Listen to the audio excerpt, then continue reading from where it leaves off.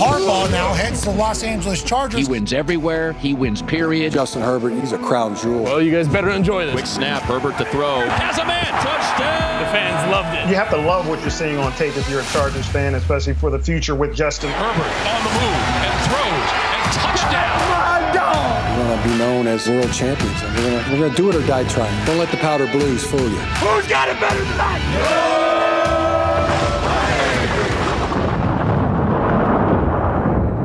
Good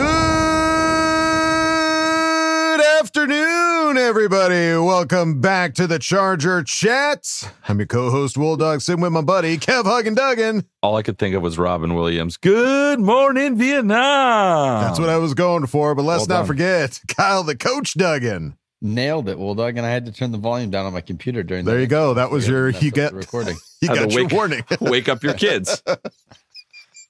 Sorry. I'm sorry. I'm excited, folks. We have gone through the entire draft. We've had a couple days now just to kind of sit and soak into everything that's been going on, and we can't wait to talk to you about everything about this draft. We've got much more lined up for you. We got a fan focus, we got a Craig experience, and we got an Ask Boltfam lined up for you. It's going to be awesome. A chunky episode, folks. Hope you brought your spoon, so just hang on tight. Let's start at the top. This draft, baby, starting on Thursday, round one. Kevin and I, we were live streaming. Kyle was hanging out at Dave & Buster's with Denzel Perryman on one arm, Asante Samuel Jr. on the other. Yeah. And Anthony Tony Francis sitting in front of him. It was a great time to be had by all, I'm sure. And we had our first round pick, Joe Alt. Nobody had this guy except for maybe a few pundits. You said it on our live stream. You're like, you know what? It's probably it could be. I said probably going to be Joe, but you had a twinkle in your eye, and it felt Joe because Alty. He was the top tackle on the board, and the only thing about him that I think and everybody else had talked about it was like, guy plays left. We don't need a left. We got Rashawn Slater. We need a right. Can he move over to right? It's easy to just like discredit him. It's just like, okay, not the guy. Like he can't learn. But he's not the guy. He's not a learner. He can't learn. He's not a learner. He's done learning. He's done learning. He's a 21-year-old alt new tricks. Yeah. He's a 21-year-old non-learning alt. Yeah. Forget about it. And how wrong we were. So Joe Alt is now the Chargers' first round pick of the 2024 draft. And what an absolute stud of a tackle it is. I mean, we've talked about it before. Everybody was very much in their feels about it because you had Malik Neighbors sitting there. You had a Dunze sitting there, and we all know that we need some wide receivers. Why not get one of the best ones off the board? Well, it was interesting for me to like kind of watch the Twitter kind of have the roller coaster of emotions because I started to think about it. Like most of the fans really researched the first round. Because once you get out of the first round, it's kind of like, I don't know. Even us were like, I don't know. So when you're fully in, you have had all this time in the world to think about the first round and who you want at 5, and it doesn't happen. It's like, well, I don't even know what's going to happen after this, so I don't even want to play anymore. You know, just like I get it. I don't watch enough sense. College football to know a 7th round pick. Are you kidding me? Exactly. So I get it, but it's fun to see everyone kind of, oh, wait, I can't be hating on this too hard because we're going to be really good now. So, yeah, I'm on board. I was mad, but I'm okay now. You know, exactly. Like, welcome back. I'm glad you guys are okay. Yeah. I think that every day that goes by that we're further away from draft and closer to actually playing football, the Joe Alt pick is going to get better and better. Like, hell yeah. It's just because it was a draft pick. If this went on, I love the scenario of what if you didn't know any offseason moves? What if you didn't know who we picked up in free agency? You don't know who we drafted, and they just show up for week 1, and you're like, oh my God, who's our team? I think that if you played out that scenario, that big boy? Yeah, who's coming through the door? Who's walking down? Yeah, I think if you played out that scenario, you would be so pumped to see Joe Alt out there on the offensive line. Because when it comes to actually playing football, you want to have the best guys in the trenches. I want to have the best offensive line and defensive line on the field at all times. Mm-hmm. And so, but it's not a fun pick. It is not No. flashy at all. There's no highlights to watch. His highlights are boring as it gets. I love football, but watching tackle highlights, it's not fun. It shouldn't be. You should be just standing there with the guy and not moving. Yeah. No highlights are good highlights. Yeah, it's not fun at all. But I think every day you get closer to real football and further away from the draft, you're going to get more and more excited about the Joe Alt pick. I'm fully convinced of it. Exactly. In thinking about, it's just, my thought was like, it's not a sexy pick. It's like, you want to go to the store and you want to get like a case of beer or something like that because you want to come home and you want to party with the guys, but it's like, but we need groceries. We need food. Maybe you should pick up some food before you get the beer. And it's like, okay, I guess we'll get Joe Alt. He'll take care of us. He'll satiate us. But round 2, then rolled around. One more thing. The interesting thing about the Joe Alt thing, because everyone was super bummed. Like, a lot of people were bummed about that pick, right? When it happened. One person that also seemed kind of bummed about that pick was Malik Neighbors. I don't know if you saw him arrive at the Giants facility. Did you guys see that video? I saw a video. They asked him about Daniel Jones, and he was like, I don't know. But he looked miserable. Really? Like, miserable. And then he was on social media like 2 weeks before, like looking at houses in LA, like, I'm gonna be an LA Charger. And yeah, I don't know. You could tell that he was kind of bummed out. And it sounded like the Giants were trying to throw some rumors in the rumor mill they wanted Joe Alt. That's what I heard today. There was some stuff going on. They were trying to get Joe Alt. So we're trying to get somebody to trade up with the Chargers, like the rumors that, so I don't know. It's just interesting to hear all this stuff after the fact and like what could have happened. So definitely interesting. And then real quick, before we move on, there was a quote here from Harbaugh on selecting Joe Alt. He said, he was a player at the top of our board. Nobody rated higher than Joe Alt when it came to our selection. The question is going to come up, what about a weapon? Offensive linemen we look at as weapons.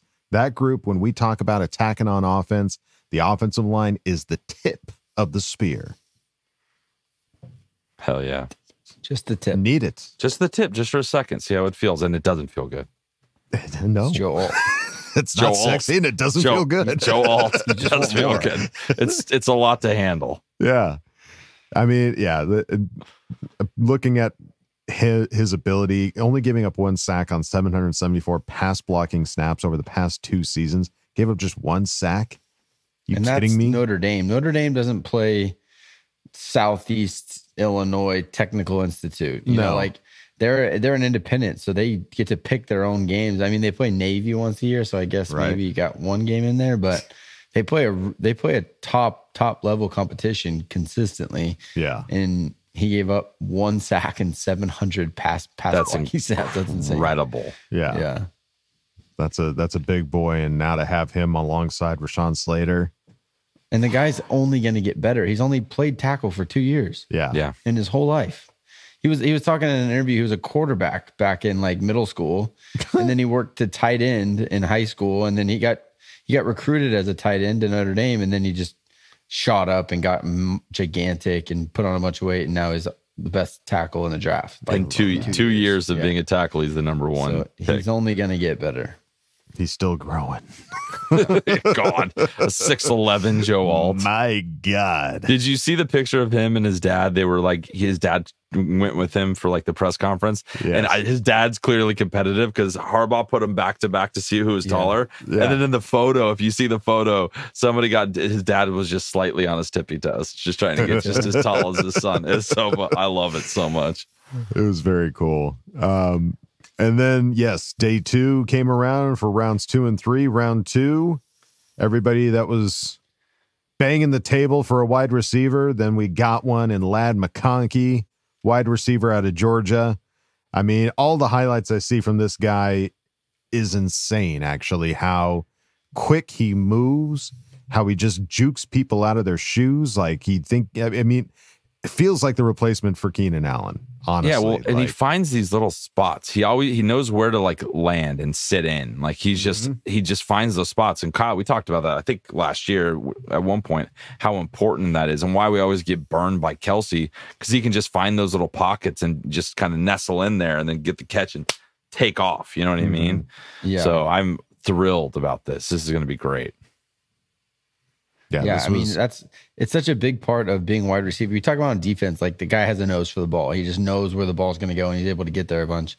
You can say the same thing about wide receivers. Like you have to have like a feel for defenses and where guys are trying to get you to go, how to get out. Like there's a couple of routes that you saw. He just manipulates eyes. So it's like he starts to kind of push his route out while the linebacker's looking. And then as soon as the linebacker looks back to quarterback, he's shooting inside and getting behind and getting over. All that stuff is just such feel stuff that you have to. It's one of those things that's hard to coach. You kind of just have to have it. He very clearly has that. And his 4.39 speed is so quick. Unlike anything that we have right now. Yeah. It wasn't Keenan like a 4.5 or 4.6. Yeah. It was different that's why he slid to the third. Yeah. Yeah. And the fact that we targeted him, we talked about this on the instant reaction, was like, we're like, all right, well, we're going to move up a few spots and flip some picks to make sure we land our guy. And everyone is taught, like a whole bunch of people, all the pundits are talking about how this is like perfect for Justin. Yeah. Absolutely perfect. And then with what we did later on, which we'll talk about, I think we're kind of filling out this wide receiver room pretty nicely. Oh, yeah. Yeah, even Daniel Jeremiah said, I thought Ladd McConkey had a chance to hear his name called Thursday night. His tape is impressive, and it wasn't just when you watched him. When you were studying him, I almost noticed him more than I was watching all the corners in the SEC because I kept going through my notes. Great, except against Georgia and McConkey. Really good, except McConkey beat him. Struggled against McConkey. He is a big-time route runner with an inside-outside flexibility. Yeah. When you're watching corners and you see this one little dude keep making them look they silly. Lost again to, who's that? Oh, it's McConkey. He lost conked again. Who is it? Oh, you got conked. You got conked, bro. Yeah, I mean, the guy's stats, crime and Nitley. The guy's averaging over 13 yards a catch in his last 3 seasons at Georgia. Yeah. My God. And he had a down. He got hurt last year, so he only played 9 out of the 15, 9 out of the as many games as you can. I think 15 is when they went to the show. But he's productive. And you got to remember, you can't look at these numbers and be like, oh, wow, well, he's not as productive as some of those other guys. He wasn't like the main target over there. Right. Like Brock Bowers is the main target. Exactly. So you pull away some of those guys and you let him be kind of like he could be getting shining star. He could be getting a lot of targets. Yeah. So I don't think but that's not really what we need as an offense. We're not going to have a high volume guys. We need guys that can, when we throw the ball, they're scoring touchdowns. Right. Like they have the speed to go and score because hopefully we're running the ball so efficiently that when we pull on play action, McConkey's just gone. Like you bit up for a second on the run and he's just by you. So I think even more than like volume, I think it's just he has incredible hands, doesn't drop the ball, and he's got that straight line speed to just beat you. And that's what you need on play action stuff. So, and they talked about his blocking ability because he's a little guy. And Ortiz was like, blocking is a mindset. Blocking is an attitude. Like it's not, I don't care how big you are. He's willing to go and he practices it and he works hard and he gets after people. So it's cool. It feels like such a good no-brainer pick in that top of the second round.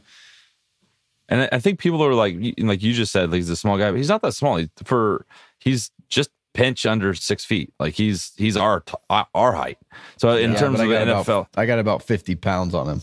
Yeah. Well, yeah, of course. He's like 180 pounds. Yeah. No, but still like 6 feet. Like he's not like a 5'7". He's not like one of these little guys. He's still a decent sized wide receiver. Yeah. In my opinion. No, for sure. I think sometimes he looks can do smaller. No wrong for Kevin. Don't call him I'm already started this like don't f with McConkey, okay? Don't call him He's my small. boy. That's my boy. About to get conked. I'm gonna start calling. He's just Smalls to me. You're killing me, Smalls. Killing me, Smalls. I've heard of his killing nickname. them, Smalls. Is Lambo Lad is what I heard is what they're calling him. Lambo Lad. I like that. Lambo Lad. Yeah. So let's go Lambo. He's gonna have a lot of nicknames, I'm sure. Yeah. But that was exciting. And then round 3, the first Michigan guy to come to this team is arguably going to have the biggest impact out of any Michigan guy we could have possibly drafted, and that's linebacker Junior Colson. The guy is watching his highlights. He plays tackle with a ferocity. Yeah, just a tackle machine. He's a mean man. very mean man. And even LA Football Network says analysts say Chargers pick Junior Colson could be the most impactful player of the entire draft. Wow.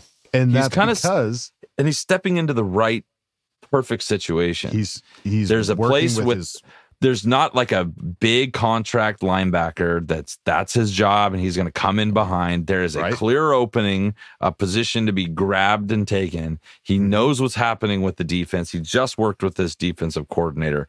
He could not be more set up for success than any other, linebacker or some of these other defensive players coming out of the draft.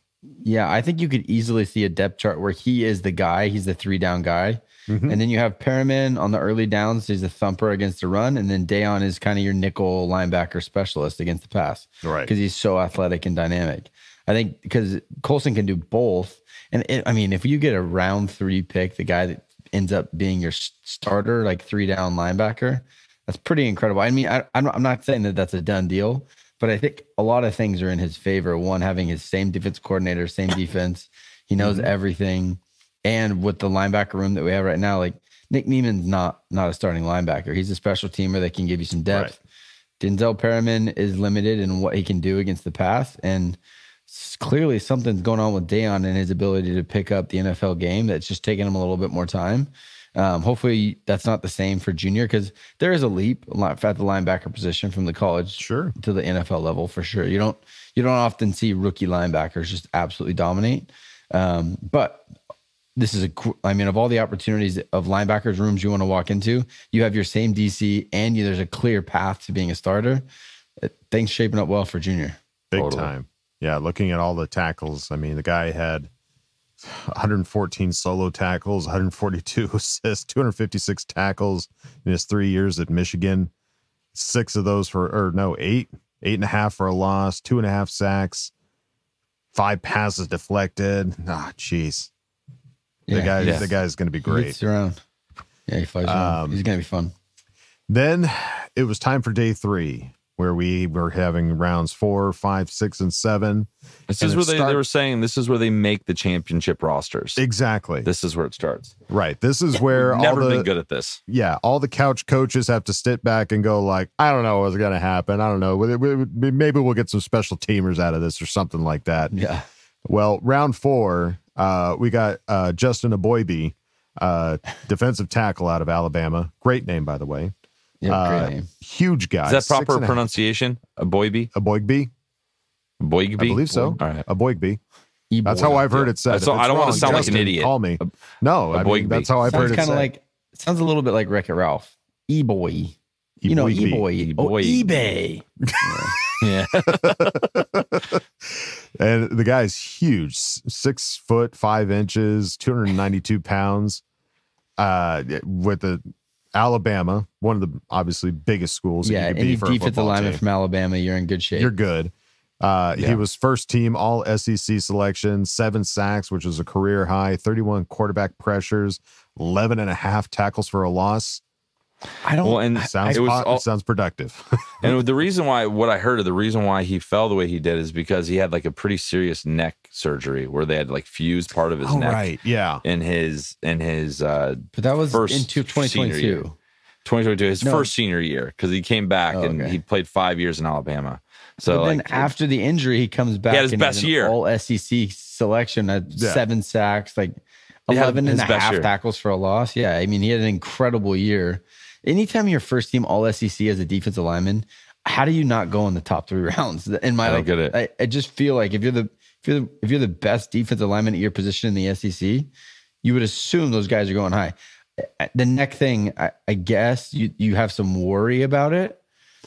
I'll take it. I'll take that concern with the upside that he potentially has to be a nasty interior lineman. And again, in a position group that has a ton of need on our roster right now. This feels like a slam dunk. I don't know. I just don't understand how we kept having these guys slip, and they just so happen to also be guys in position groups that we absolutely need. That we need, yeah. No, that was a great pick for round 4. We would have had 2 round 4s, but we did that trade to get McConkey. So the next one didn't come until round 5, when we got cornerback Tarheeb Still out of Maryland. Chargers country put out that the Chargers cornerback Tarheeb still with some solid play versus CJ Stroud, MHJ, great tackler, good situational football, covers ground in run support and short yard plays, started all 10 games he played in during his senior season, ranked tied for third nationally in interceptions per game, 0.5, and tied for sixth nationally in total interceptions with 5. Tallied 5 tackles, 3 solo versus the number 2 Michigan. So I think Harbaugh knows a little something. Yeah, he got a front row seat to it, like this. Like he definitely made an impression if that's what happened there. And he is the first Terp, that is the Maryland Terps, to be named Big Ten Defensive Player of the Week since 2018. Yeah, guy's good. I'm excited to see. I don't know a ton about him, but I'm excited to, on our Patreon, we're going to deep dive him a little more with Kyle, the coach. So I'm excited to see kind of what he's all about and what that looks like. Yeah. Yeah. That was, but everyone, like I thought coming into this draft, maybe we go corner in the first, trade back, go corner wide receiver, because the need at that group is so big. Like we need nickel corner, which I don't know. I haven't watched enough. We're going to watch a little bit more tonight, but I would assume Cam Hart, who our next draft pick is, we'll get to in a second, is not a slot corner. He's an outside guy. He's gigantic. It feels like this is the potential. Hey, Tarheeb can slide in, be that athletic nickel corner, and we can have a little bit more movement with him than maybe with some of the other corners that we have. But then again, Zont could play the nickel. I know he can. Oh yeah. And if it came down to it, so we just need bodies in that cornerback room. And this is a guy that we have familiarity with because Harbaugh played against them. He knows who he is. I think that's just a constant in this draft is we're drafting people that Harbaugh played against and he knows. Mm-hmm. Sees the potential in for sure. And then our second, both our round 5 picks were cornerbacks, like Kyle mentioned. Cam Hart out of Notre Dame was our second round 5 pick. PFF LA Chargers put down Cam Hart in 2023. 0 touchdowns allowed out of 308 coverage snaps. Career best 83.3 PFF grade. My God. Yeah. It's pretty. I was curious why. Like, do you have any insights, Kyle, on why he fell? Like, why he was a 5th round pick? Because he seemed a little disappointed as well that he was a 5th round selection. Well, I think he jumped on the scene here in this last year. Like he had an outside of the ordinary year. I looked at some of the grades that he had coming into the year. It looked like it was a slow progression of getting better and better. There was also some like injuries back earlier in his career, which I don't know. These injury things, they happen. And now these guys are bouncing back and having career years. Justin and Boygby, same thing. Like maybe these guys are just getting slept on and assumed to be like soft. I don't know, but get him in there with Ben Herbert. He's going to get him. They're going to be hard to break, dude. Yeah. So yeah, I don't know. Like everything pointed to this guy. He's got the size. He's not like incredible top end speed. He's not the fastest guy in the world, but you're running zone stuff and you can use your vision and use that gigantic frame that he has. I think it's a good body to have in the corner room and see what the coach. I think that's different this year from previous years. I'm excited to see what this coaching staff can do to make these guys better. Mm-hmm. We didn't see players get better. I really don't feel like in the last 5 years, I've seen a player take steps towards he's getting better every year. It's just been like our studs are good. Down. Our studs are good, and then everyone else is just kind of like they're going to maintain status quo. Mm-hmm. So I'm excited. I think you get the physical traits. If you have good coaches, they can coach them up to be better players. So I think Cam Hart fits into that for sure. Yeah. And nice to see that the guy had his best game of the season against Marvin Harrison Jr., the top wide receiver in this draft. So yeah, I'll take that guy. Yeah. Round 6 rolled around and we got our running back, Kamani Vidal out of Troy. Only 5'8" and only 213, but guy could run. Little Kev. Yeah. Yeah, you can call him. He's a little older guy. Yeah, he called Pipsqueak. Sure? I don't care. But he packs a punch. Yeah. He's 215 pounds. That's a bit, 8. dude. That is a muscle. 5'8". That is dense. Yeah. Yeah. And it's not like he's just a chub ball. He's a running back. So that guy. No, I'm looking at the picture of him right now. He's just, he's cut up. Yeah. Joe Ortiz on Kamani Vidal said, runs through arm tackles, can make guys miss, take a hit, stay on his feet, great balance, strong, also offers something in the passing game as well. And when you watch him block, it's impressive. He'll throw it up there against a blitzing linebacker. Protect little 5'8" guy blocking. Let's go. Well, and if Austin was a pretty solid blocker as well, so you know, similar in that respect to have a guy back there that can do that. That's great. True. Yeah.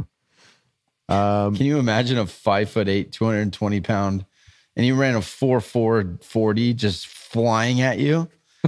You can't get under him. No, you can't get under low man him. wins in football. You're not getting lower than him. No.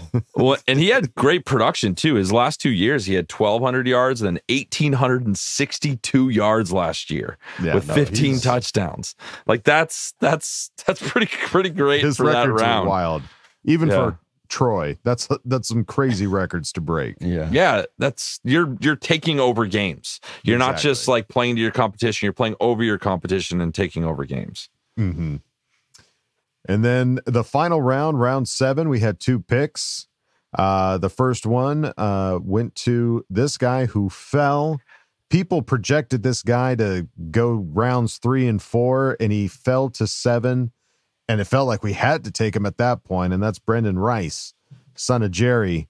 I was from USC. Shocked that he fell here. I was like, I remember sitting here at my computer watching the draft, doing some work, like keeping up with everything. And I went to there's a website that had best available players.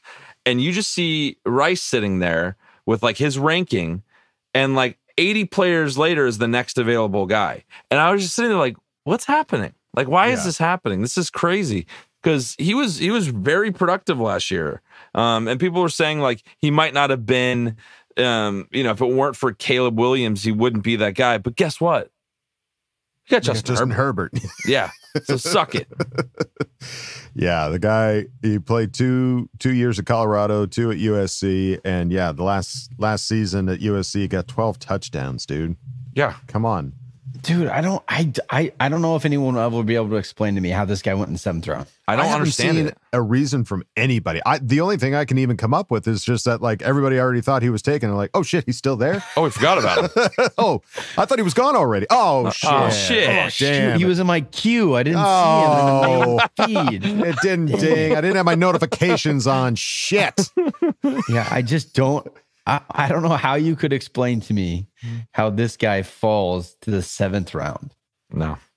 In what world? Like, just look at his body and his speed and his size. That alone, you draft early and you go, hey, we can work with him and get him better at the things he's not great at. Yeah. And it's Jerry Rice's son. Like, the guy's got the bloodline in him. Yeah. Jerry Rice is arguably the greatest receiver of all time. Yeah. Yeah. And his son, who's bigger than him and faster than him, is sitting there after an incredible year at USC. And you're just going to let him slide to the 7th round of the Chargers? Thank you, NFL. Yeah. Well, and thank you too, because honestly, dude, the chip on that dude's shoulder, I tweeted this, is going to be intense. Oh, yeah. No, to fall that far after a production year and all the mock drafts saying he's going to go rounds 3 and 4, and he doesn't until that 7th, the very and on last top round. of that too, like he's Jerry Rice's son. He knows the expectations. Like he's the chip Jerry plus the Rice's son. chip plus expectations. Yes. Like he's just. We'll see if he can handle it, and if he can, who knows what we have here in the 7th round? It's crazy. Yeah, that's an absolute steal. And I mean, on top of the chip, he put out on Instagram yesterday, I began to drop 4 rounds from where I was supposed to go. He knows. Today, I laid my brother to rest in Dallas, trying to mourn, but also waiting for a phone call. I don't know what happened to make me drop, but I'm glad God gave me the ability to focus on him. And I felt as though God, as well as Keith, brought me back to my faith. Now begins the journey up the mountain once again.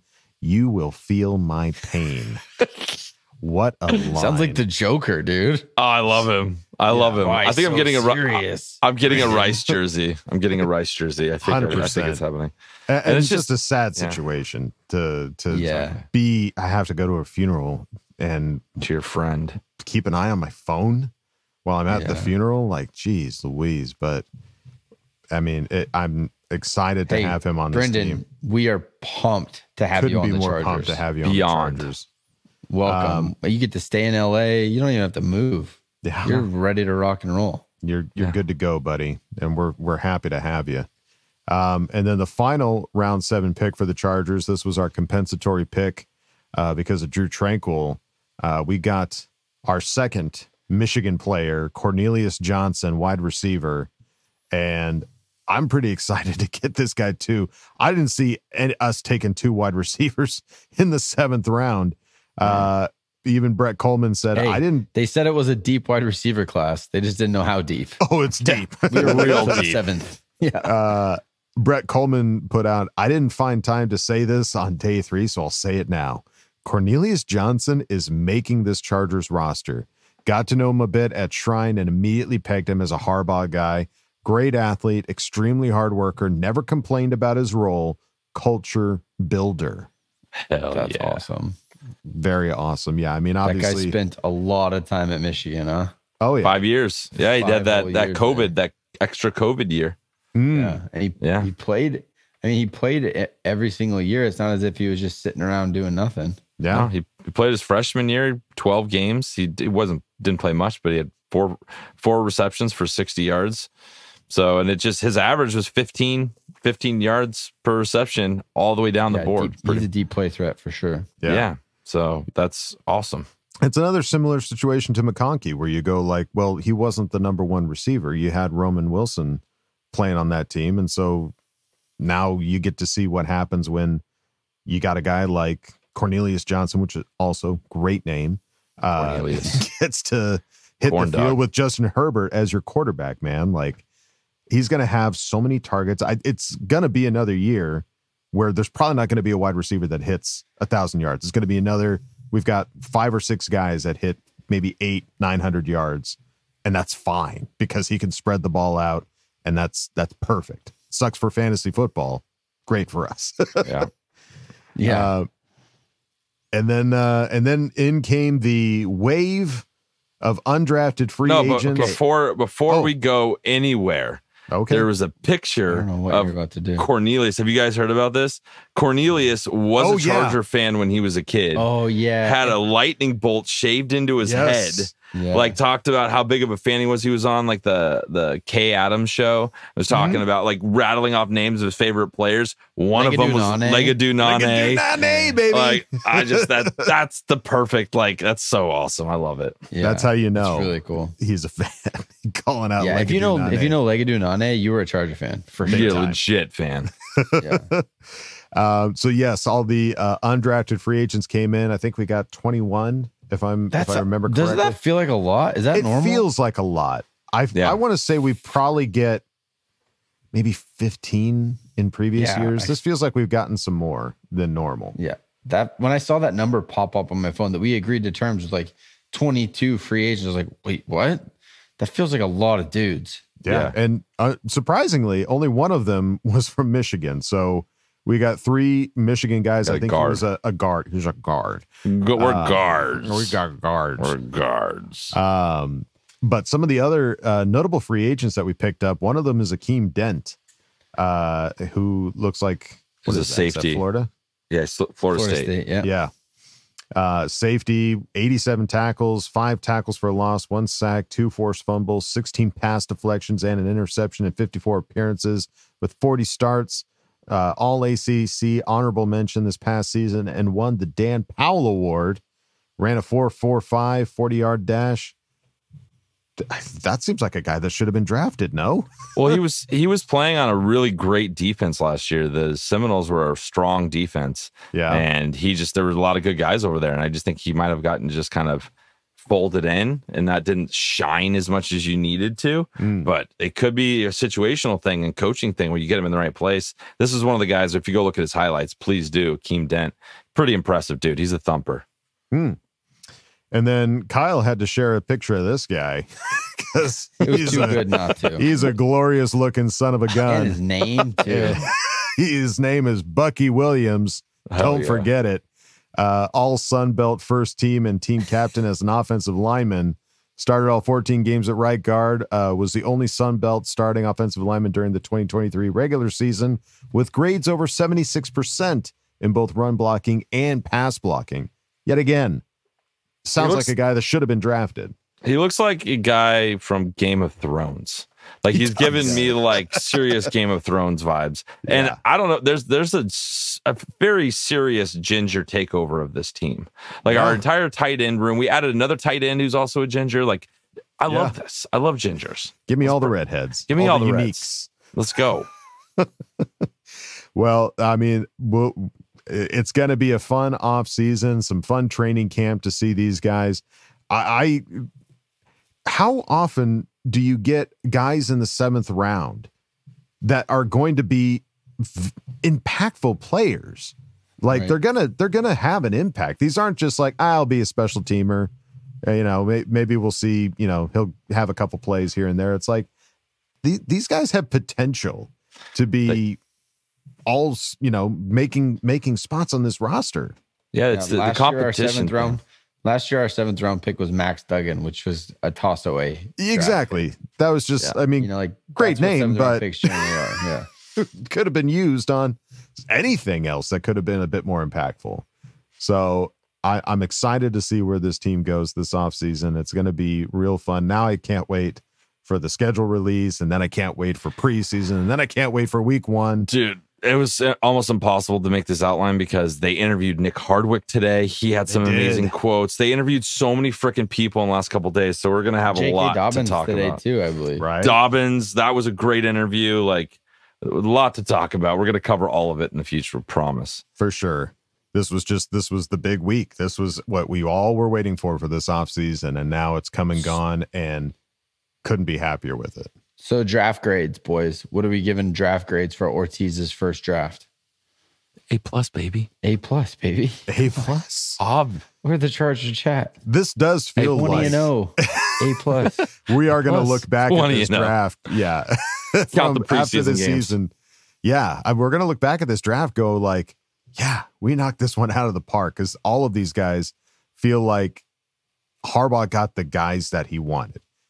It's just, there's nobody that you drafted like, yeah, they're a work in progress. Like JT Woods, we drafted in the 3rd round a couple years ago. Knowing that he was a work in progress. Like you drafted him knowing he needed work, and he still needs work. Like it's still not arrived yet. I'm like, how are we drafting 3rd rounders that need work? Like what was happening here? And that's just Telesco. It finally feels like we got value at every pick. You know, like we got Junior Colson in the 3rd round, same round that we drafted JT Woods. It's like, come on, let's go.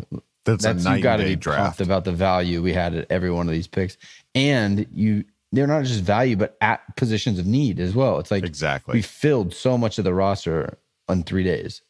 I'm loving it. What else I'm loving is our Patreon, patreon.com/ChargerChat, and all the fun times we had. We just had our hangout with the special 10s, and what a great time it was.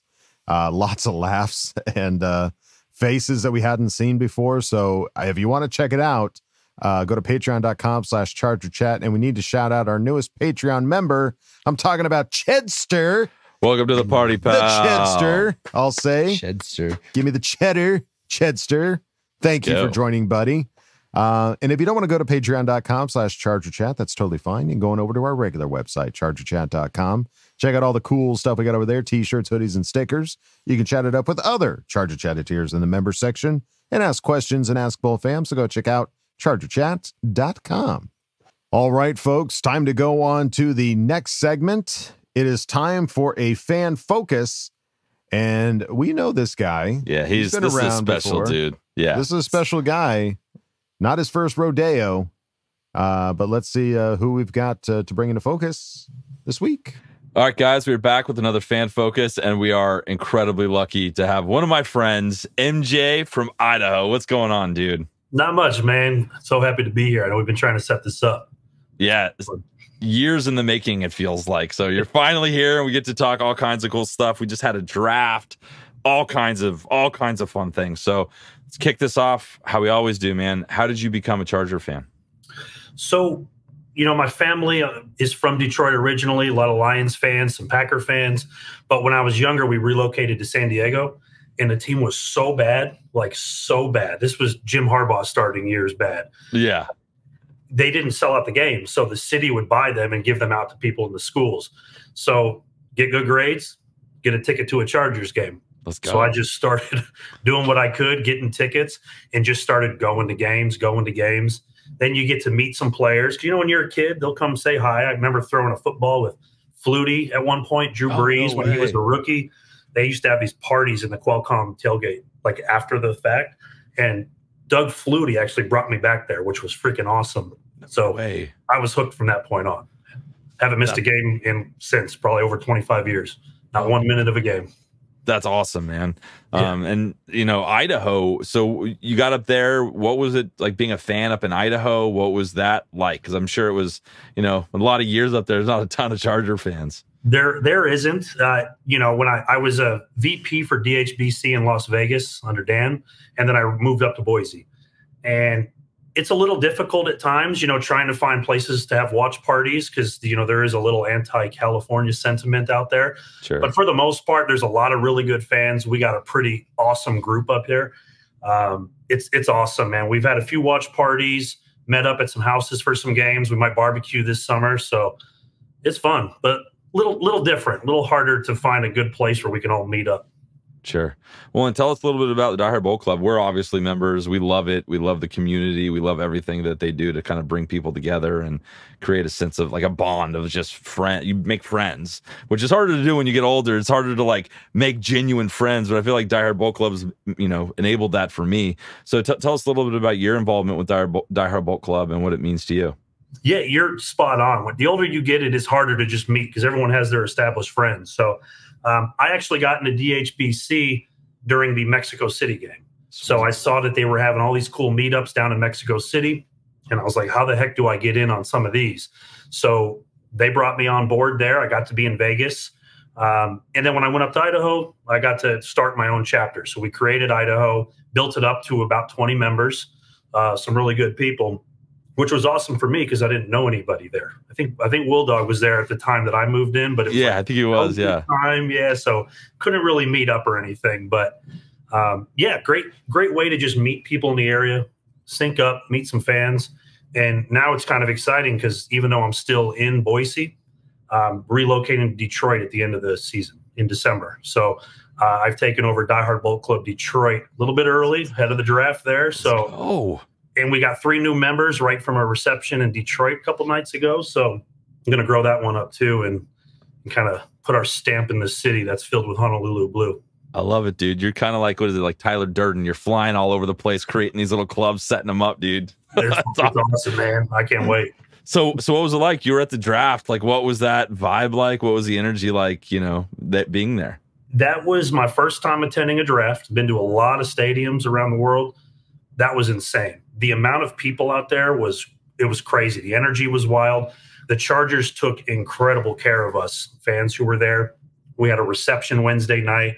I was fortunate as a standby person to get into the inner circle, which, I mean, for your first time ever at a draft, pretty insane. Crazy, yeah. And just the amount of people in there, it's insane. They chanted Jared Goff through every draft pick. It just kept going. No matter where you were, it was everywhere. But that was the coolest experience. I'm going to every draft that I can get to from here on out, man. They took great care of us and just good vibes everywhere. And it's funny. We were talking to Dirty Ferdy on our Special 10 Zoom hangout, and he said that you got to meet up with you, and you broke up a fight or something like that. So you were saving the day somewhere in Detroit. Man, we were all at this little bar downstairs after night 1, and this lady leans over and she's like, "Help, help!" So I just went up there, and these guys were beating the heck out of each other. So just pulled them off. They bolted, and that was it. Well done. We're proud of you.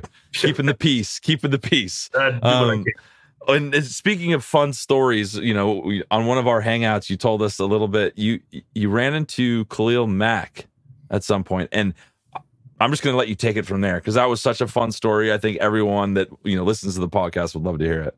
Yeah, so I travel a lot for work. Maybe not quite as much as you do at times, but last year alone, I watched the Chargers game live in 5 different countries across the world. So I don't miss them, but I happened to be boarding a flight from Tokyo to Singapore a couple of months ago. And all I see is this giant man walk in front of me. He's, first class. He's up there. And I only saw the back of his head, and I immediately knew. I was like, Khalil Mack. My clients with me were like, there's no way you know who that is right now. Sure enough, I pass him through there. It's him. So we get off the flight after, 6-7 hours or whatever in Singapore. And he's well ahead of me because I got bumped to the back. I sprinted through that airport. My friends who were in the front were getting pictures from the back, a little creepy, but I sprinted and I caught up with him at customs, clearing passport control. So I just was like, Khalil Mack. He turned around. He looked so surprised. His wife, I believe it was his wife, looked even more surprised. Like, how the heck do you get noticed here? And so I just told him, big fan, season ticket holder. Love that you're on the team, and I hope you're back, because this was before he, came and re-signed.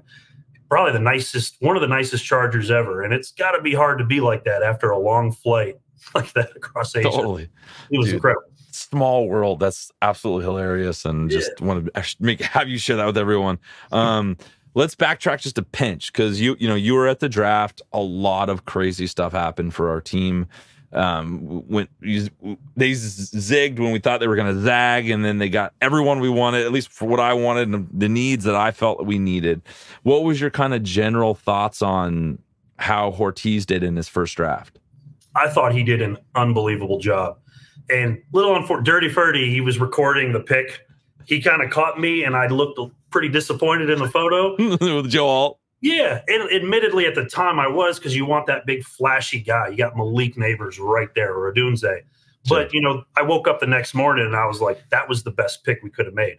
Who's going to touch Herbert? I mean, we need him healthy before we do anything else. And then to jump into day 2 immediately with Ladd, that was my first time actually in the inner circle when they made a pick. So I'll remember that Let's go forever.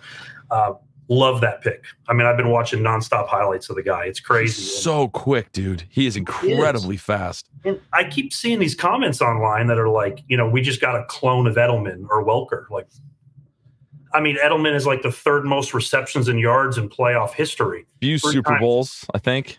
Exactly. Like, sign me up for either of those guys. That'd be incredible. So, what else do you want? Exactly. But my favorite pick, Junior Colson. We were in that circle. We were all talking. A lot of people, they were trying to go for a running back at the time.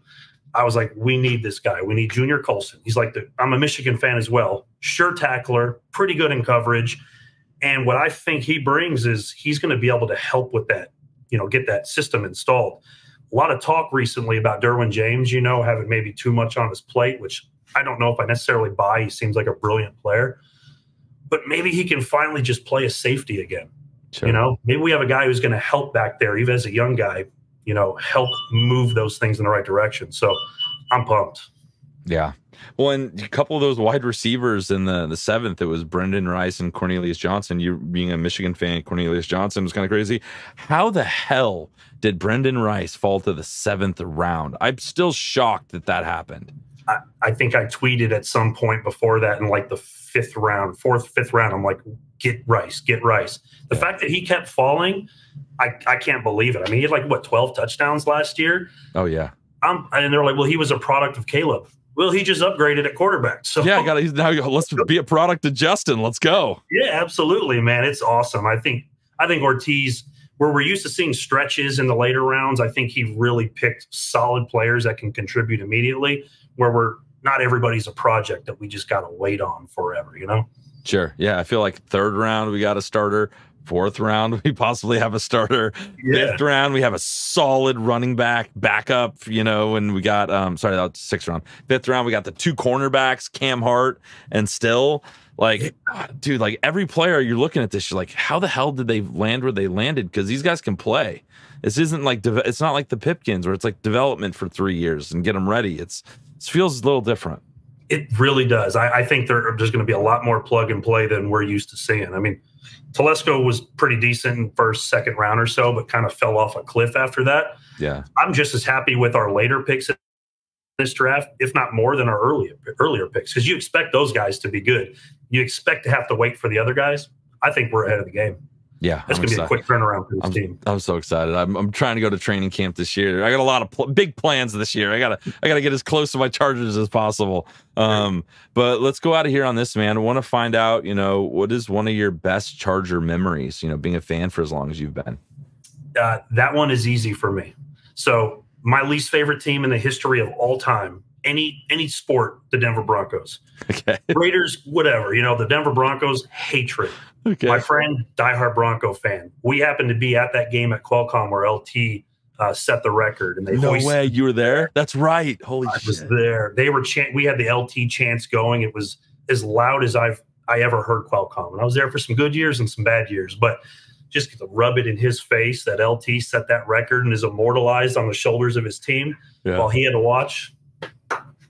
Best day ever. Dude, that's so cool you were there. That's unbelievable. Most people just see the highlights, the NFL films, that him being hoisted. That's their memory of it. You were there and rubbing it in your buddy's face. Rubbing it like you wouldn't believe. I love it, dude. I absolutely love it. And it was so awesome having you, man. Love hanging out with you on our Patreon, and definitely want to hang out with you some more at some of these games and, get it set up for the season. Heck yeah, man. I'll be at most home games, fly in and out of Boise every day. So committed, ready to go. Committed, dude. I love it. It's a diehard over here. It's a good thing you're starting all these chapters, because you are a true diehard, a true Tyler Durden of the Die Hard Bowl Club. I'm getting there. I don't have the miles the brisket broads may have yet, but I'm going to catch up. We'll get you there. All right, brother. Well, it was great talking to you. We'll talk to you soon. All right. Sounds good, man. All right, love you. Bye. Love you. Bye. Well, I pulled a Kevin Duggan. I thought this was, thought he'd been on here multiple times before. We hang out with him so much, you figured. Certified fresh. You blew it. Yeah. Well, MJ, dude, those are some great memories. And boy, he's not the hero Detroit needs, but it's the hero Detroit deserves to go in and break up that fight, baby. Yeah. Good job doing that. And yeah, dude, that's the other thing. This draft, man, I think I saw like the attendance was like 700 and something thousand people. They set a record. Like when we went, Tennessee. It was like 300 and something thousand. Like it was double what the amount of people. It was pretty overwhelming. And it was overwhelming when we went to see it on TV. Double that. That's a lot of people. It's a lot of people. So I'm glad you made it out on the other side. I'm glad you saw the benefit of that first round pick. You turned that frown upside down, buddy. Yeah. And glad you're just like just bringing the Die Hard Bolt Club everywhere you go, including to Detroit. That's very exciting, and I'm excited to see what fans we get out of that. So, MJ, can't wait to see you at a game, buddy. Thanks, man. Yeah, it's going to happen. And thank you for sitting down and chatting with my man, Kev. And now, folks, it's time to go on to the next segment. You know him. You love him. It is the Craig Experience. Oh, yeah. Oh, yeah. Come on in, man. Kick your feet up. Oh. Craig Experience. Hello there. Make yourself at home. Got some stuff to talk about, right? Moving on. What's going on, good people? When this is released on Tuesday, your boy here will be celebrating his 41st revolution around the sun. That's right, I'm getting up there. But other than this being an annual reminder of me aging, the other thing that I have to look forward to is the fact that the draft typically falls on or around my B-Day. And I would venture to say that I got a pretty awesome gift, man. The Chargers draft was borderline excellent, in my opinion. Now, yes, I was all about Malik Neighbors at number 5. And ironically enough, this is the second year in a row that my favorite player has not only been passed on by the Chargers, but the very next team scooped him up. Go figure. But above all else, Jim Harbaugh was my preference as a head coach for this team. And what comes along with that is gritty trench play. So ultimately, I really had no reason to believe that they would go for the sexy pick at 5. He emphasizes old school hard-nosed football, which is my favorite brand. But, you know, I got a thing being a former wide receiver and seeing an LSU guy, Louisiana kid. Yeah, I'm a little partial to that. Didn't go down, but cool. Either way, what we also learned is we won't have to try and dissect everything that's being said by this front office. They were telling us for months that they're going to be an O-line centric team. There's going to be an emphasis on that. So pretty much everything that they said leading up to this would have pointed to them picking offensive lineman at 5. And so it was. But anywho, it's all good. Let's talk a little bit about these picks. I'll give you a short synopsis of each. Otherwise, we'll be here all day. Maybe a couple cool Snapple facts to go along with it. What do you say? Let's get into it. CC Gang, the biggest of salutes. And to the rest of the Bolt fam, what is going on? It's your guy Craig in Texas. And welcome to another edition of the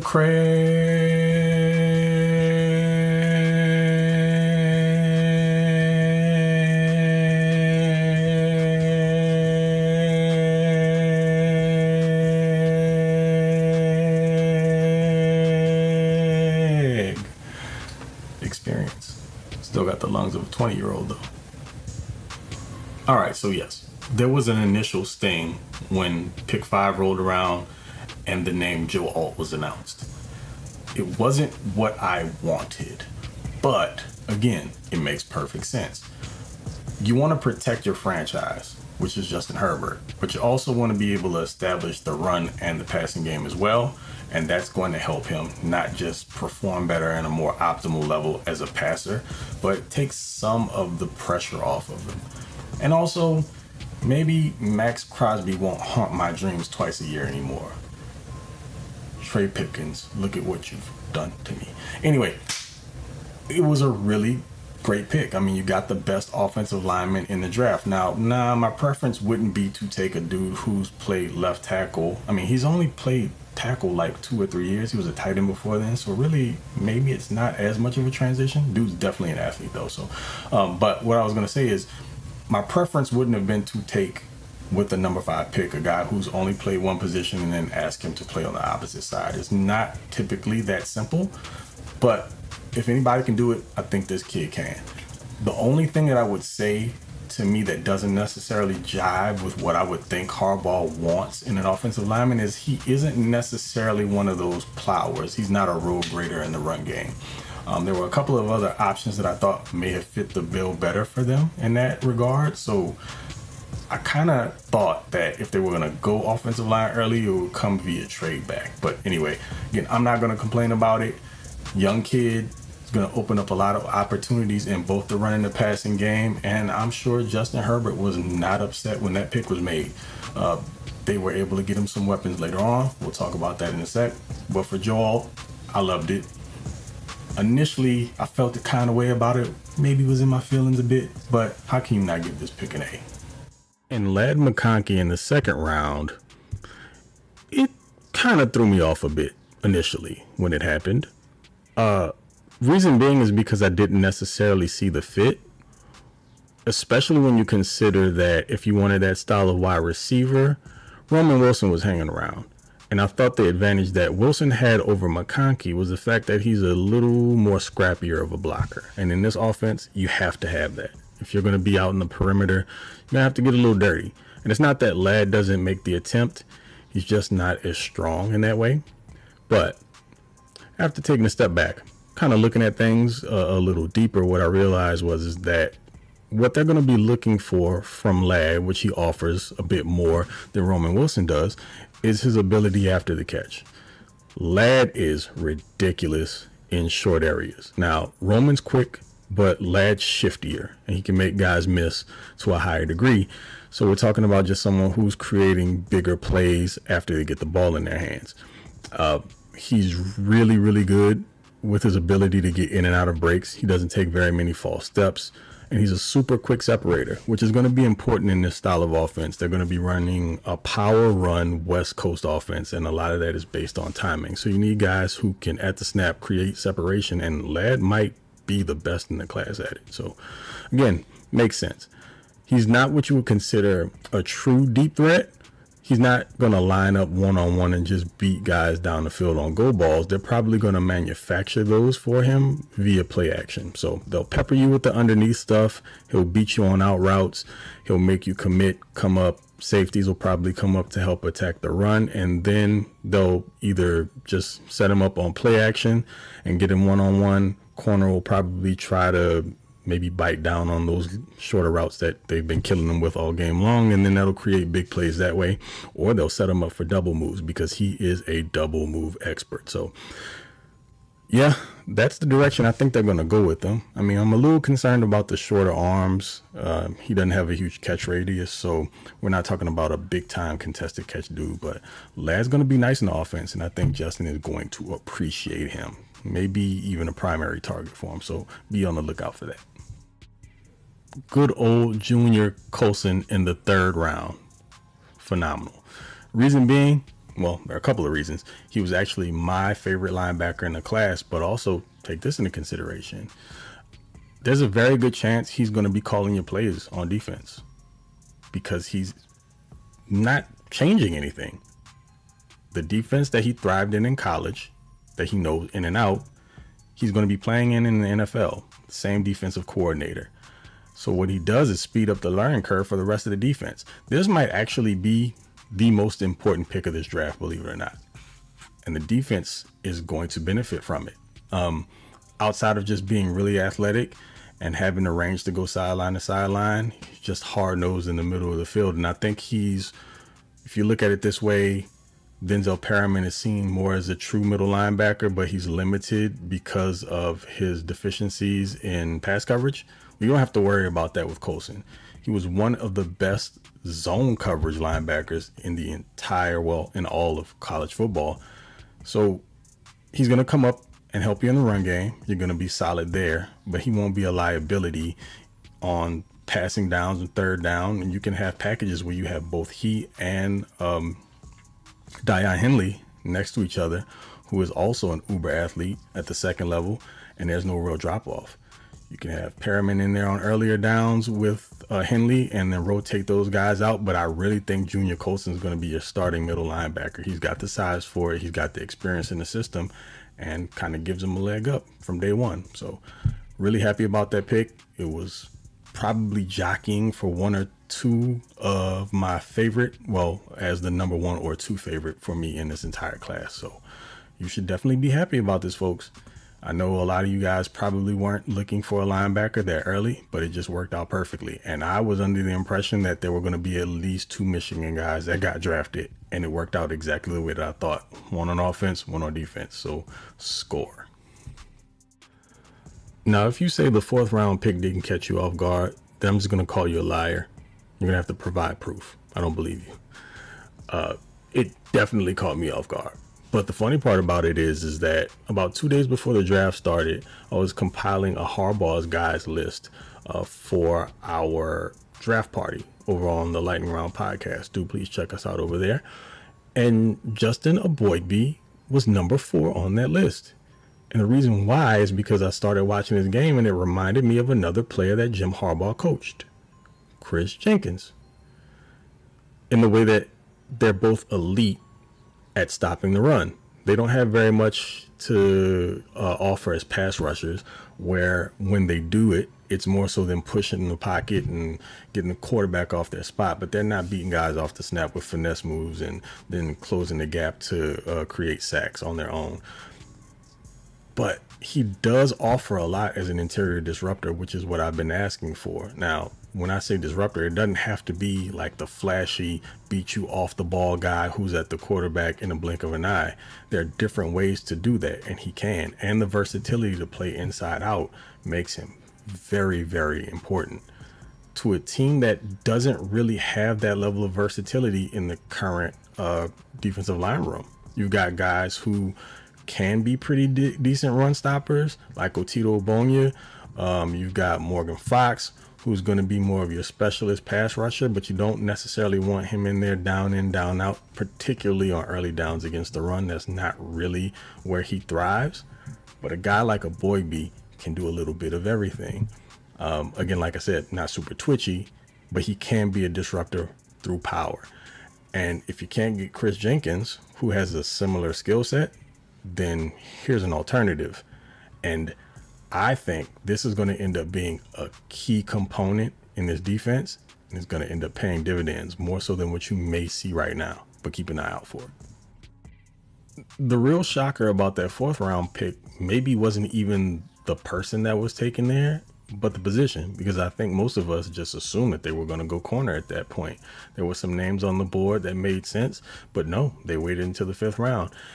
And with that first selection in round 5, they took Tarheeb Still out of Maryland. Now, I'm not going to front with you guys. I hadn't done any homework on Still. He just wasn't on my radar. But after going back and watching him, the trend continued with guys that align with players that Harbaugh had at Michigan that have similar styles of games. Still plays a lot like Mike Sainristil. Mike Sainristil. Okay, the name thing is a coincidence. Anyway, we're talking about smaller guys. Well, Tarheeb is bigger than Mikey Sainristil is. I think Mike was like 5'9", 180-ish. Tarheeb has, I think, around he's like 5'11", 6 foot. Got a little bit more weight to him as well. But they are relentless in the run game from the slot, and Still played a little bit of inside and out, so he has that versatility. But man, he is a dog coming downhill in the run game. And Mikey Sainristil is the same way. I believe Still had 5 picks last year, so he's shown himself to be a bit of a ball hawk, and he also offers some special teams value as a return man. Jim has a type, and Still definitely feels it. So you can't get your guy that you coached in college, but you can have someone along the same lines that you can maybe develop into being a similar type player. Do not be surprised if Still is competing for a starting spot in the slot this coming year. Now, this second pick in the 5th round, completely different story.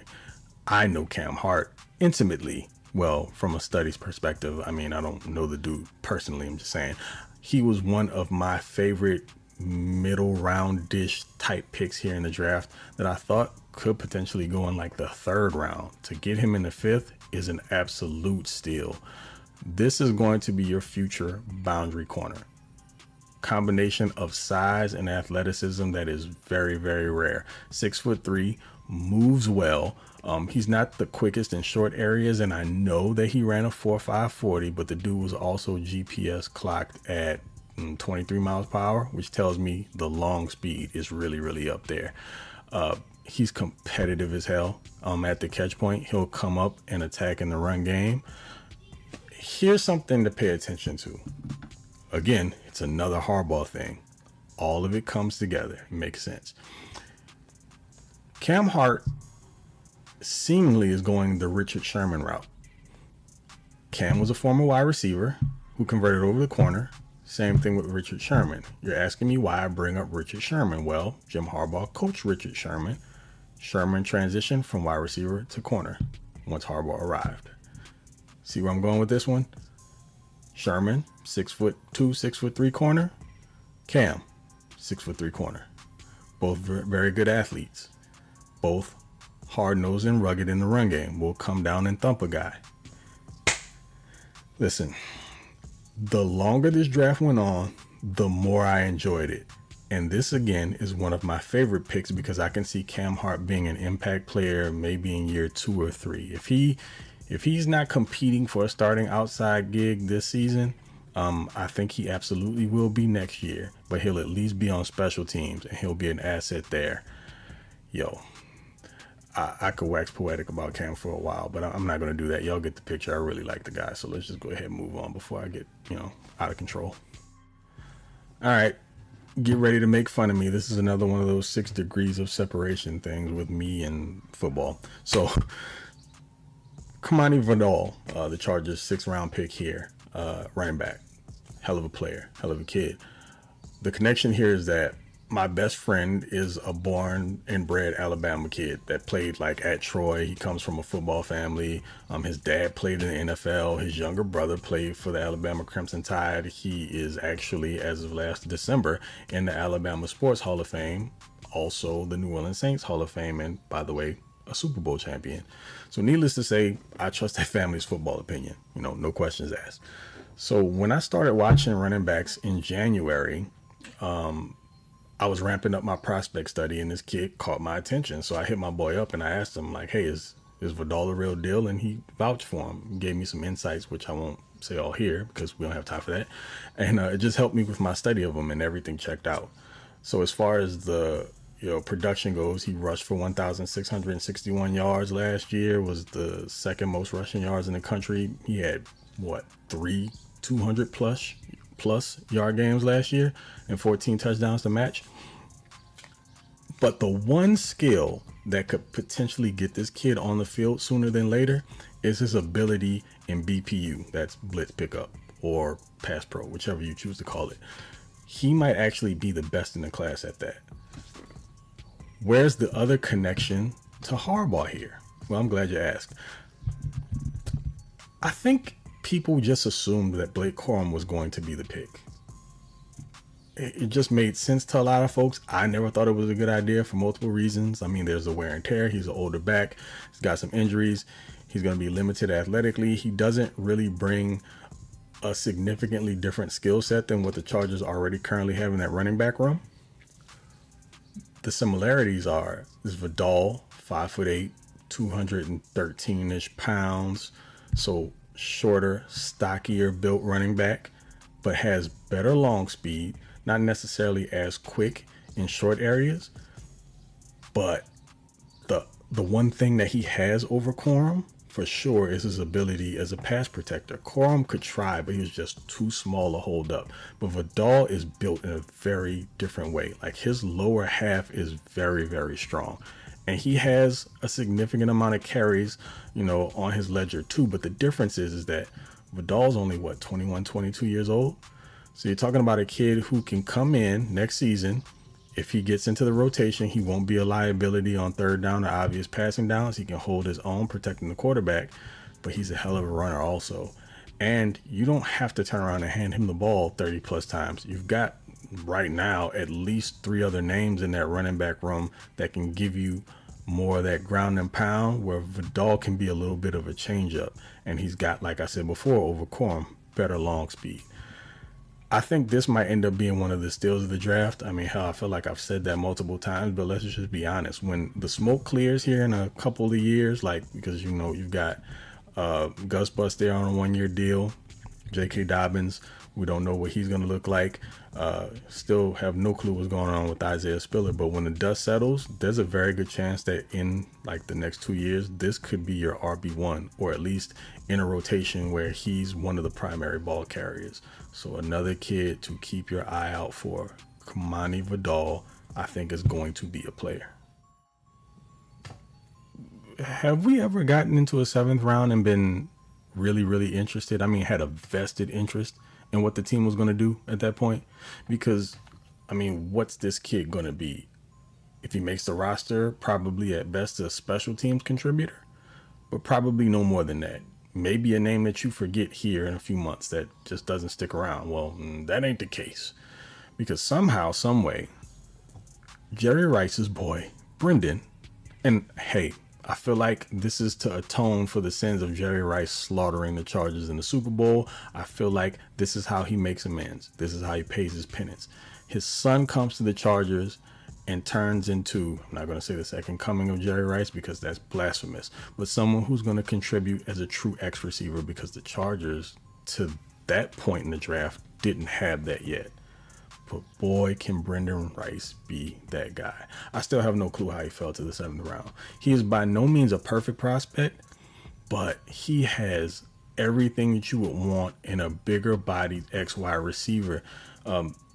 First and foremost, he doesn't create a ton of separation, but he fights through contact and he finds ways to win at the catch point regardless.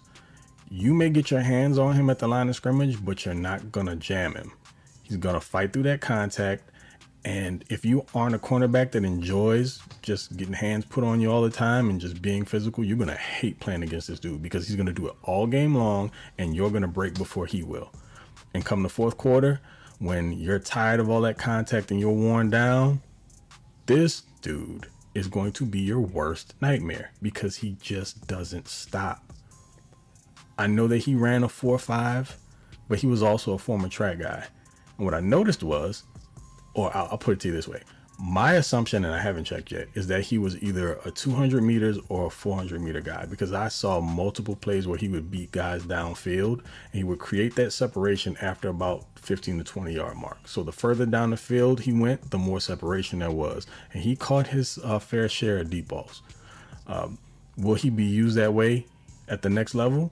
On occasion. But I think what he'll be able to do for you is move the chains and be one of those dudes who make a lot of the tough catches. And I don't think the Chargers really had that on their roster up until that point. So he also was dealing with a very tragic situation. Couldn't really even enjoy draft day. He had to bury his best friend. So, he's waiting for his name to be called, and he's in Texas, attending a funeral. So prayers to him and to his friend's family, and, hope that they're granted the peace that they need to move forward. So it was a bittersweet day for him, but he has the opportunity to come into the league to a team that's missing a certain type of wide receiver and fill that role. There aren't very many instances where a 7th round pick can come in and potentially be getting playing time year one. We'll see though. What I've loved most about this entire draft season is watching certain guys, and you grow an attachment to them, and it's probably not the best idea because ultimately they could get picked by another team. More often than not, it does happen. Sometimes they get picked by rivals, and that's just the worst. But there'll be someone that you grow this attachment to because not only do you like their game, it's just something that makes sense to you about what they do, how it fits your team, and the fact that you think they'll be much better at the next level than what they were in college. Well, for the final pick of the Chargers draft in 2024, they selected Cornelius Johnson, wide receiver out of Michigan. And I cannot tell you how many mock drafts I did where Cornelius Johnson fell to me in like the 6th round, and I took him every single time because it makes absolutely too much sense. He is an athletic specimen. Got deep speed. He ran low 4.4s. Honestly, on tape, it looks a little bit faster than that.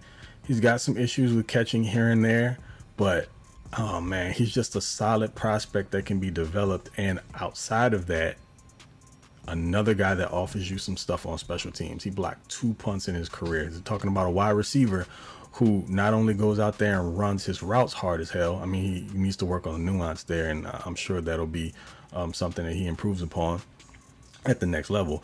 But while he's doing that, you can stick him out there on punt, and he might be able to force a turnover or 2 for you and create some big plays in that way.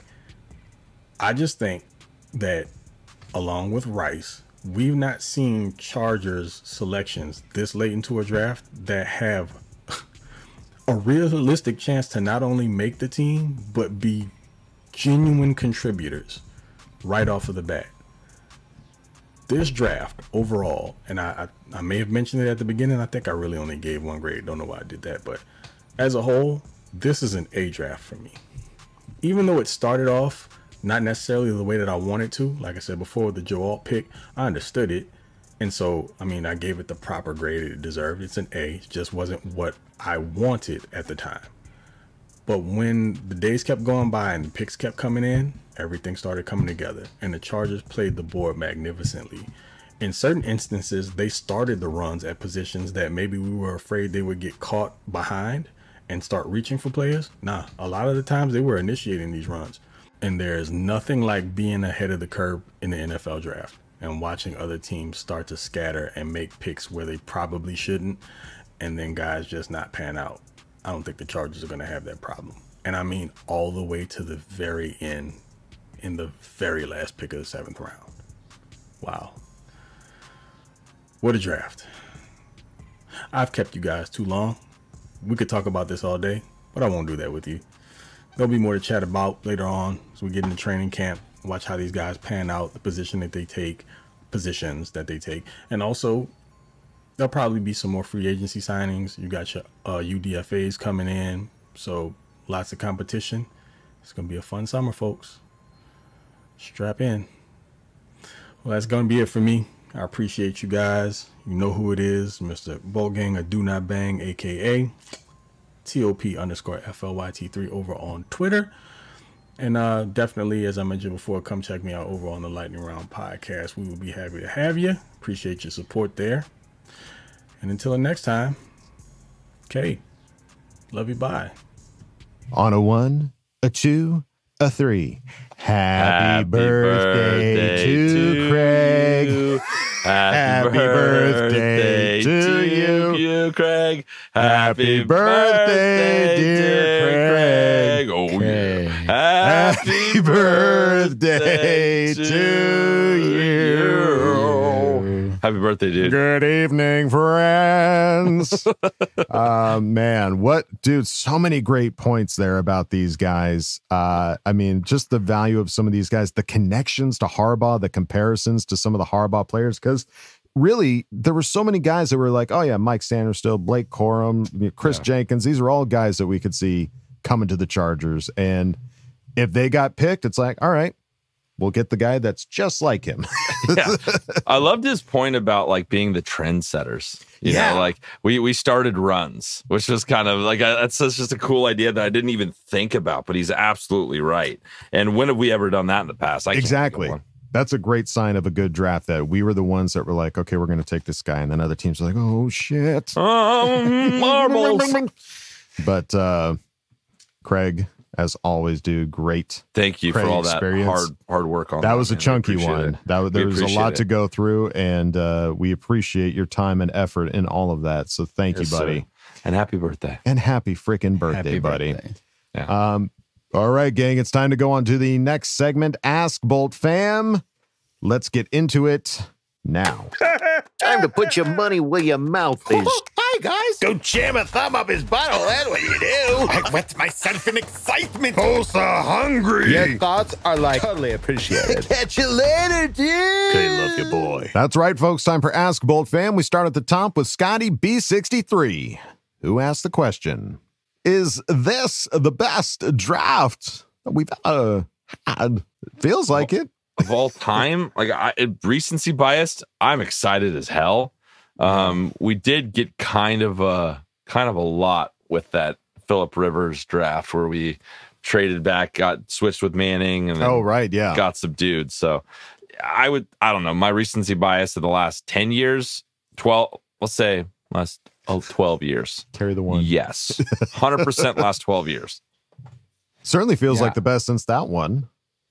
Yeah, don't get me wrong, I'm so excited about this, but I don't think you can properly analyze the draft and how good the class was until 4 years down the road. Right. Once these guys are up for their next contracts and you see how they actually performed, then, I mean, that's all you can do too. Like when we had that draft class of Phillip Rivers and so on and so forth, in the moment, yeah, you're excited, but you don't know how good they're going to be. You don't know what Phil's going to be, and who knows what these guys are going to end up becoming. So we were excited about Tillery. Let me remind you.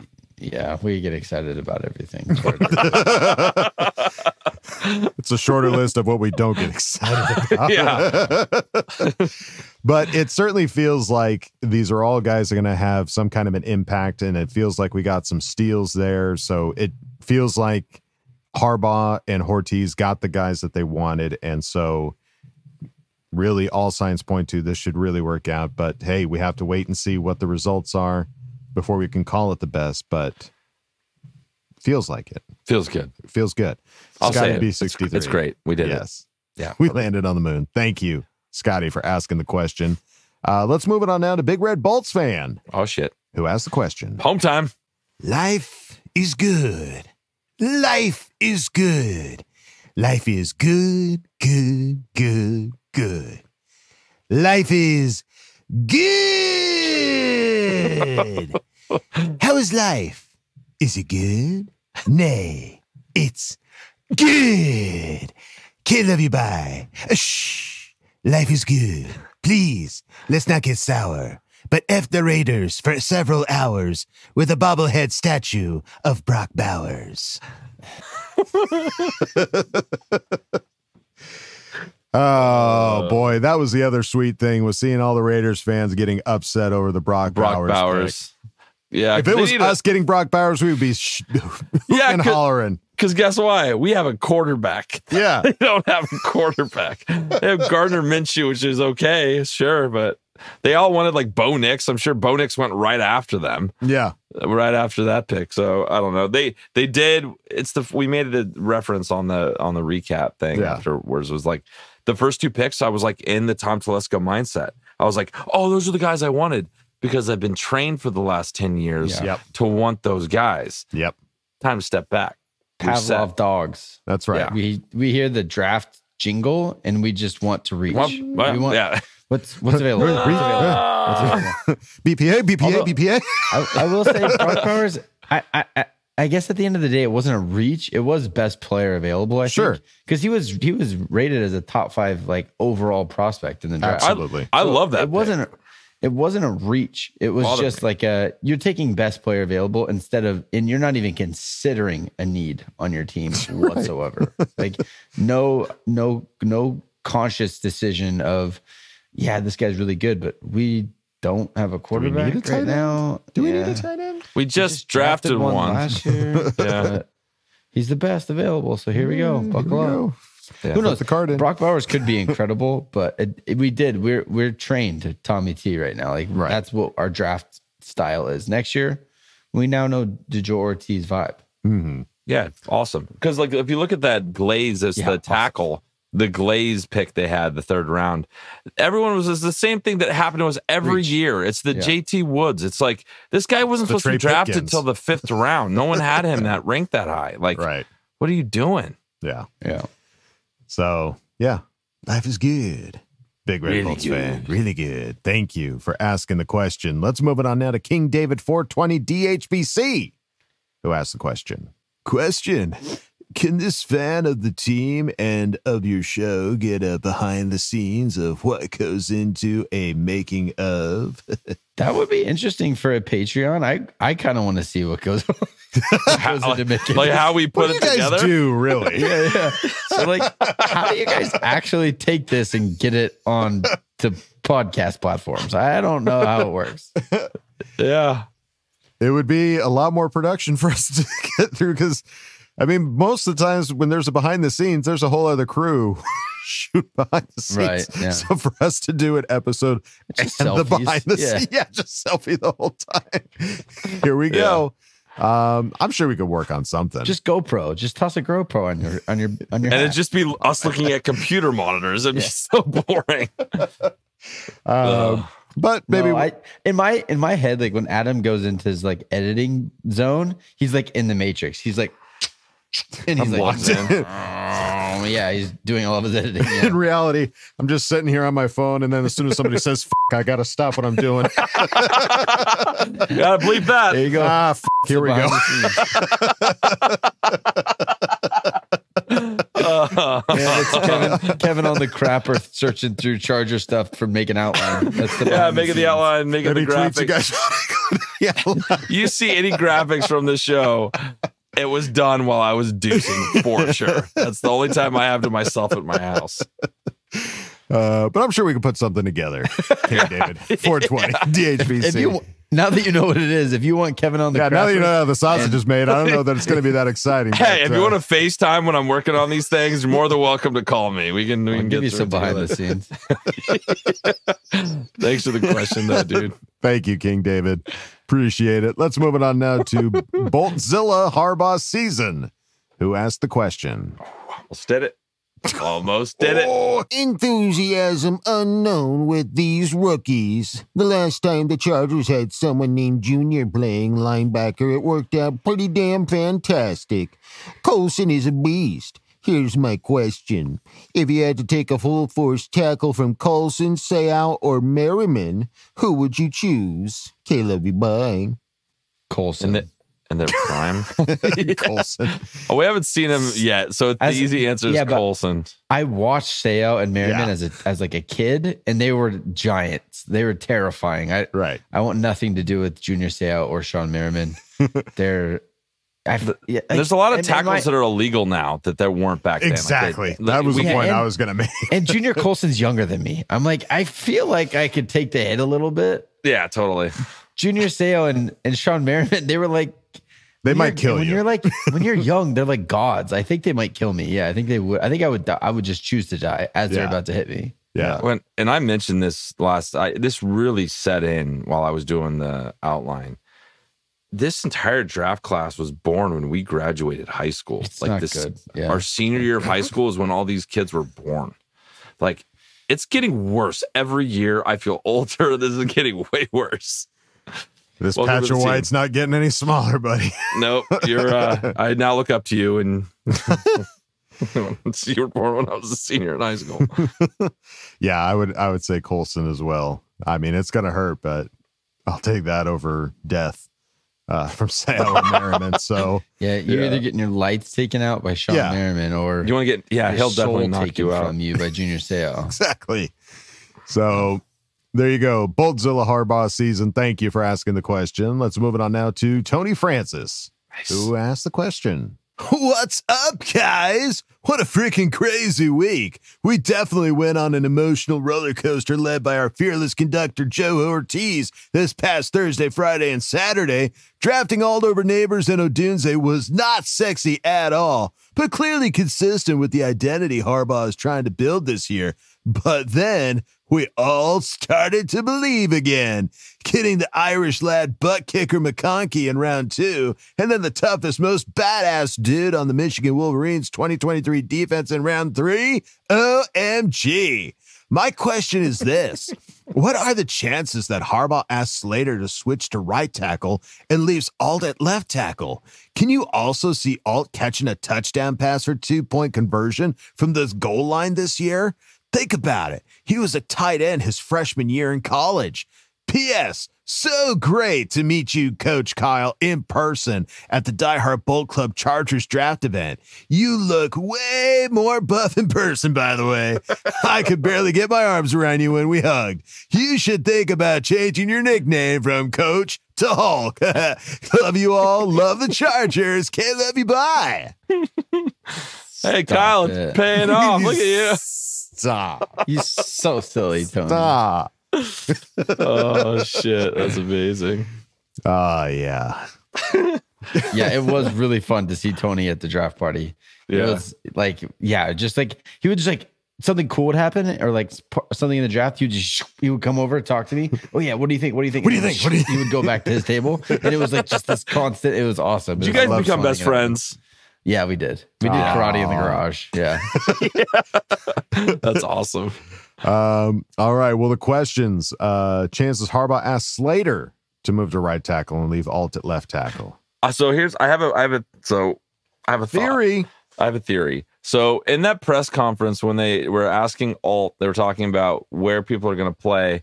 And at the beginning, the answers from Harbaugh were, we want the best 5 no matter what. We're just going to play them wherever. So he started there, and then he started to get more specific as it went along.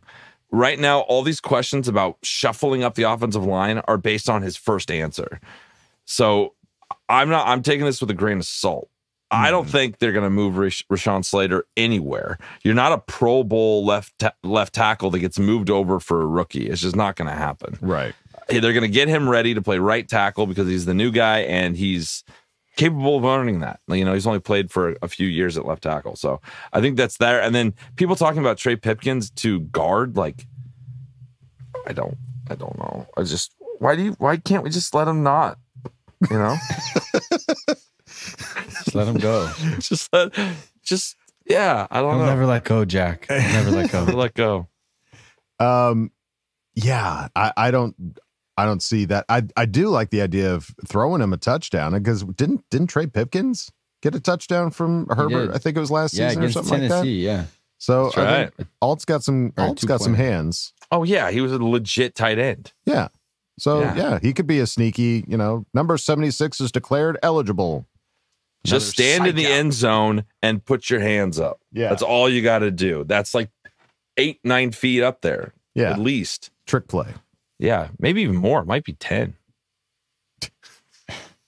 He's almost 7 feet tall, and your wingspan is that cut in half. Yeah. I'm just doing math here, guys. Let's just hang with me. It's just math. It's just math. Don't be scared. So, all right. Well, there you go. Tony Francis, thank you, buddy, for asking the question. Let's move it on now to Ulysses Pineda Fong, who asked the question.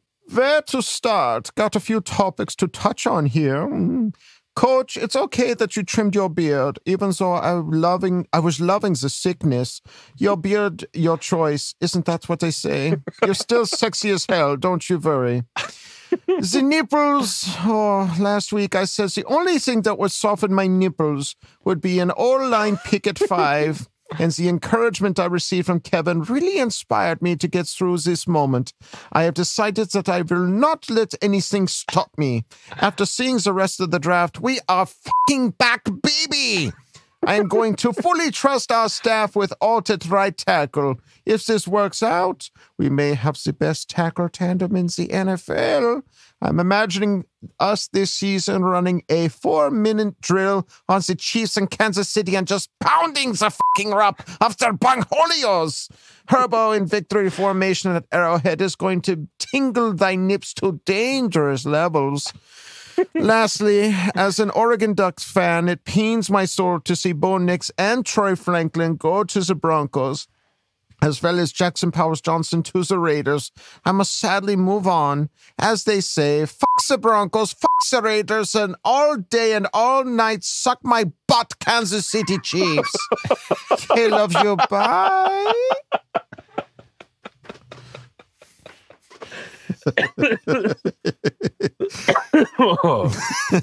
All day and all night. Suck my butt. What an underrated, like. I haven't heard "suck my butt" since like 4th grade. I've really brought back some memories. The good old days. That childish name calling is so good. Suck my butt. It feels like Sandlot all over again. Pee drinking crap face. Yeah. Yeah, exactly. You bought for apples in the toilet. And you like it. Well, I'm sorry your nipples got soft momentarily there, Ulysses.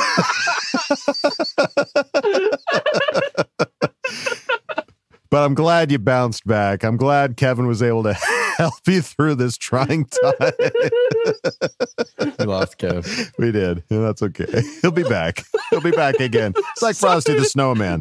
He'll be back again someday.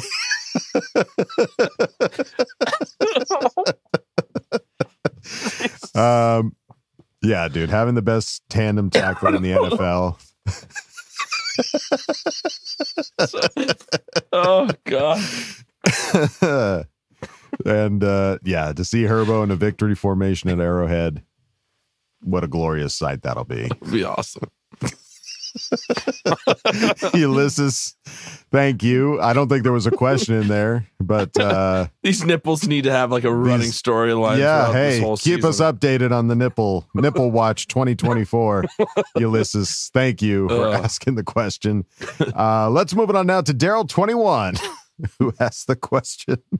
Hey guys, what a draft. So glad to see you guys reacting and loved Coach's take on Coulson. Oh, yeah, he's going to hurt people. Kelsey is in for some bad times. Oh, good luck, dude. Hoo-ha. Now, on to my question. Was I the only one crapping bricks when the 7th round came around and we were staring at 3 receivers in the room? We saw 2 corners fly in at round 5 and then a running back at 6, but flipping crickets in a room that had Palmer, Q, and now, thankfully, McConkey.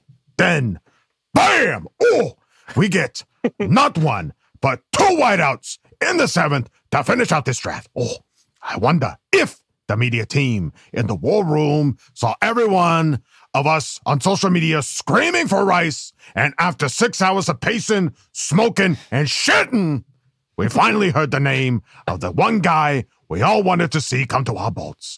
Wolldog, you ran through my head. Who called it? Oh, who called it? Then Joe goes after another Harbaugh guy in wideout and Cornelius Johnson. Oh, 3 receivers left in the room, plus 3 receivers taken. My gut feeling, hell yeah, we're throwing the rock. Hoo-ha! Can't wait for Tuesday, guys. This is going to be another kick-ass episode. Can't love you, bye. Daryl, I love your energy so much. Shitting. Oh, shit.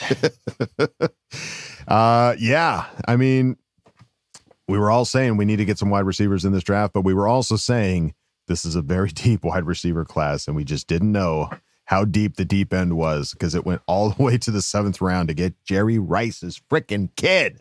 I just don't know how that happened. I still am dumbfounded. There's going to be like a 30 on 30 ESPN documentary of that one day of like, yeah, I fell on the 7th. It was the day of my friend's funeral. Got the call from the Chargers, Pro Bowls. Yeah, that's kind of like how I imagine that going, because that's just kind of, it's a good Cinderella story. And it's not just the name. Like the name's easy thing that it brings up on your radar. But if you go look at what he did, 12 touchdowns last year at SC, like they're playing against great competition. Yeah. And he's able to do that. So very excited. Very excited. Yeah. This is a now beefed up wide receiver room for sure. Yeah. And I'm excited to see the competition between everybody and how that develops. Well, and he said something here that I've been thinking about a little bit more recently. It was like, everyone's in their mindset, we're just going to run the ball like 90% of the time. Like, I don't think that's the case. I really don't. I think we're going to have an evenly balanced team, but we just don't have we just need a consistent run game, not an only run game. Exactly. So he's still going to be Justin Herbert. They're not going to just do you imagine the criticism if he doesn't, we eke out these games, but Justin's not doing anything, But if we're winning, there's zero criticism. Sure, but what if you lose one? What if you lose one of those? That's the question. But I think that's what everyone has to realize is Harbaugh's going to do whatever it takes to win. He doesn't care if you don't throw the ball in the second half. They're going to throw the ball to start the game, but when they get a lead, there is no desire to throw the football anymore. So I agree with you. It's not going to be 90-10. They're going to be somewhere around 50-50, but we have not been 50-50 in the past. It's been like 80-20. Yeah, it has been, we throw the ball 40 to 50 times a game. I wouldn't be surprised if the number was between 25 and 30, like if that's a consistent number of pass plays a game, which is significantly less than we've seen in the past, but it's going to be that much more efficient. But you still need guys. Like you still need dudes in that room that can win when you go to decide to throw it. That's like the Ravens. Like the Ravens are the perfect example. Greg Roman was their offense coordinator, and they were drafting wide receivers in the first round because you still need dudes, right? No matter what. So, but we just drafted them in the 7th, and they're just as good. Yeah, yeah. Deal with that. Suck that butt, Baltimore. Daryl 21, buddy. Thank you for asking the question. Let's move it on now to DJ Jones, who asked the question. Howdy, y'all. Who could have guessed how great our draft went? My questions to y'all are, how are we feeling about our wide receiver room now? And how are we feeling about our secondary DB room? Also, Junior Colson, Brandon Rice steals of the draft.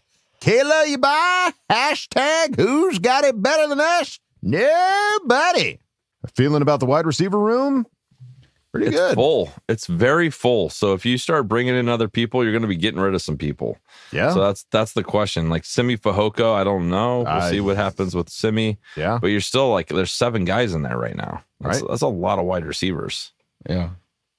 Not including the undrafted free agents we got too. Right. Yeah, that's what you need going into training camp and going into this off-season workouts. You just want quality guys that are going there and compete. Exactly. And I think the big thing is from the guys that were here already, you're going to bring in these rookies that don't have any expectation. They're going to do it the Harbaugh way that he's implementing. Mm-hmm. And so I think it's going to kick all those veterans in the butt. Like, hey, you better ship up. Like, you got to figure this out. Right. Shape up or ship out. That's what I was going for. Scratch that. I'll ship up. Potato. I'll ship up. It's a potato. But I think that like bringing in these wave of young players is going to allow Harbaugh to implement his culture really quick.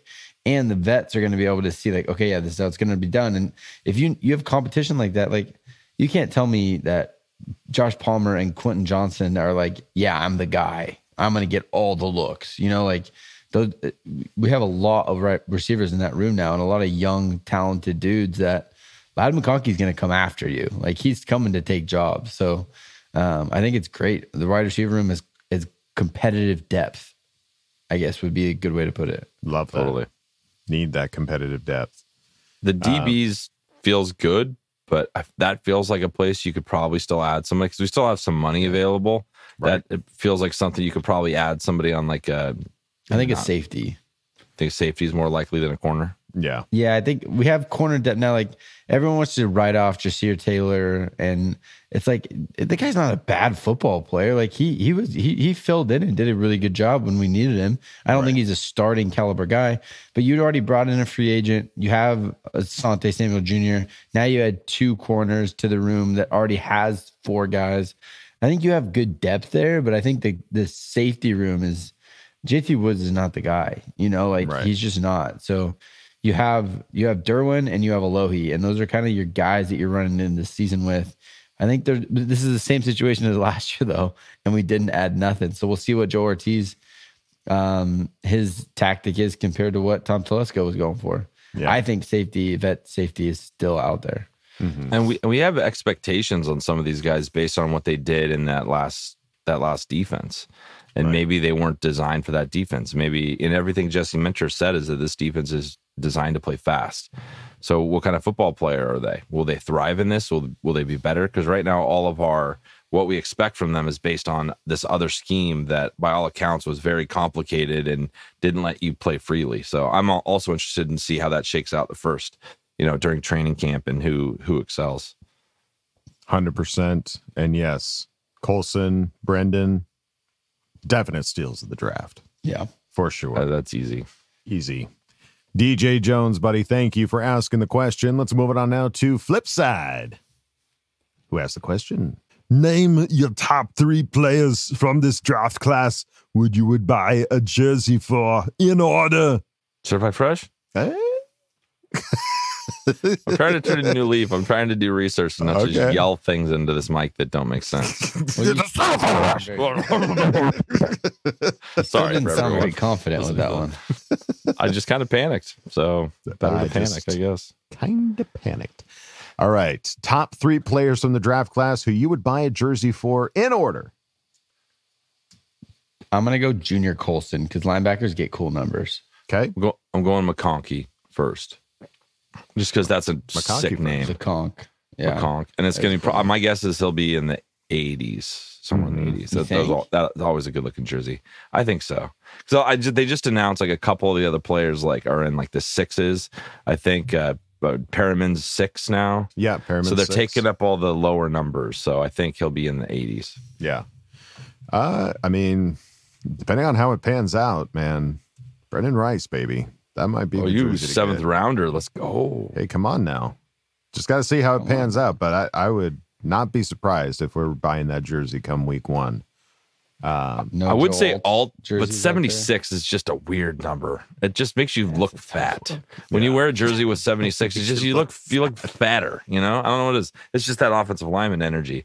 Well, didn't you just say you'd get McConkey?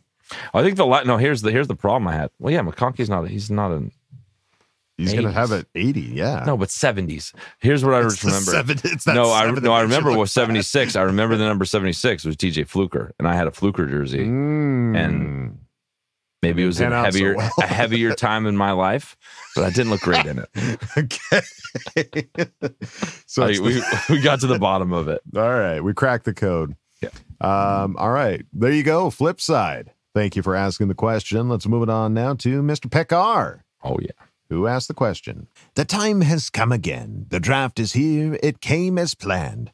No snow to fall upon the ground. Only picks and cheers will resound. From Goodell and fans, it's just the same. And the future players longing to hear their name. Spoken from the podium that's up on stage. To start the next chapter, to turn the page. With the pick is what he is going to say. No wide receivers in round 1, no way. With round 1, you know protection is key. And Joe Alt is the pick it's going to be. A star receiver who we got in round 2, while Lad McConkey looking sexy in blue. Nobody's got it better in round 3. Junior Colson is who we're going to see. A beast tackling like Bobby Boucher, plugging all the holes just to ruin their day. Justin Aboybe is who we stole in round 4, making tackles and shutting that door. In round 5, we chose our future cornerback CBs, that will bring all receivers down to their knees. Taib Still and the brilliant Cam Hart, wide receivers and tight ends, they'll never part. Kamani Vidal in round 6 was the best. Now on to round 7 with the rest. Brendan Rice, now why did he fall? To this, I really have no clue at all. Cornelius Johnson, you may think, wait, who is this man? Another Harbaugh pawn to fit in Roman's plan. Maybe yes, and then maybe no. What will we reap, and then what will we sow? Until next year, that is all our picks, and Tommy T's up to his old tricks. We won this draft with this, there's no doubt, while all the Raider fans are gonna cry and pout. You see my question is now listed here below, with which pick will shine the best? Which pick will glow in this year of 2024, and then again for all time forevermore? But with this, here is my final cry. FTR and K, I love you, bye. Bobby. Written by Mr. Pekar. Take my breath away. That was awesome, man. I love that. A nice recap. Good That was recap. Beautiful. Yeah. I think all recaps are better in, in rhyme. poem. In poem form. Hell yeah. But through all of that, his question was, who do we think is going to shine in this year and then again for all time? So who's going to have like an immediate shining year? Joe Alt. Joe Alt. Good call. 100%. And then who do we think might shine in future for days to come? Maybe become like the next Keenan Allen or the next McConkey. Derwin James. McConkey? Think so? I think so. I think it'll be first year getting used to it. You go linebacker, I'll go wide receiver. Okay, I like that. Fair. What about you, Adam? What about you? I'll take a shot in the dark because I love it to be a Cinderella story, and I'll just say Brendan Rice might be that guy that like works his way up. I mean, we're all talking about how big of a chip he's got on his shoulder. Guy's going to come in ready to fight and might be making a pretty big impact with Harbaugh. And you're going to, let me get the quote. You will feel my pain. I will feel his pain, and I will embrace that pain, and I will ride that pain train with you. Yeah, Mr. Rice. We were born in the darkness. I was born this pain. Yeah. All right. Really adopted it. Born in it, molded by it. Mr. Pekar, thank you for asking the question. Let's move it on now to Cody Lung, who asked the question. Let's fucking go. That was an amazing draft. Have to say this was an A+ draft in my books. With this upcoming season, who in this draft is your favorite to watch? Plus, if you were to get a new jersey, would you get a new player or a coach? And it's Cody Luna. I'm sorry. The Cody A Lung. looks like a G. It's my fault, Cody. I apologize. I'm just going to call you Cody from now on. I'm on first name basis with all of you. Deal with it. New favorite to watch. Who do we think is going to be the best to watch? Because it's not Joe Alt. I'll tell you that right now. That's not going to be fun to watch. Lad McConkey. He's going to be Lad McConkey's going to be fun to watch. Yeah. He's going to be the highlight most reel. exciting. Yeah, because he's going to start for sure, and it's going to be just if he does what he did in college, that's just going to be fun to watch. Getting him in any kind of open space, some kind of separation, and then just see him do his magic, that's going to be pretty exciting. And then if you were to get a new jersey, would you get a new player or a coach? Coach jersey is kind of It's a polo. I kind of want to polo. Okay. That's what a coach's jersey is, right? It's a polo. Or you could say you're going to get a Harbaugh jersey, which is kind of what I would do, honestly. Just get a number 4 with Harbaugh on the back. Like I've been on the hunt. I've been looking every single day. I'm sure you and everybody else. Yeah, I know, to try and find somebody that has one like buried in their closet that is like an old Harbaugh jersey. But I might just have to like make one. I'll get like one of those $300 field ones and just make it like authentic Harbaugh. Just wear that. That'd be f***ing cool. That would be cool. Yeah, man. Coaches. arguably going to be the biggest offseason move for this team, and I would gladly wear a Coach jersey. What if we did this? What if you got like Hardwick, and one of you got Bowman, and then I'll be Harbaugh. We'll go as coaches, bro.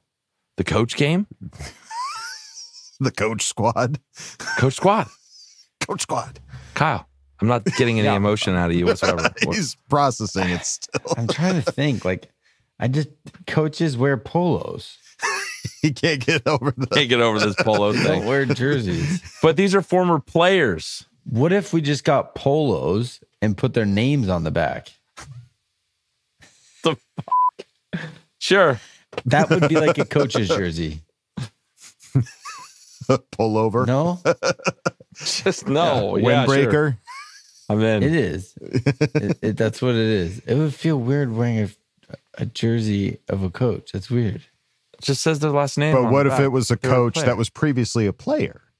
Like Kevin's saying, like with Harbaugh and Hardwick and Bowman. Yeah.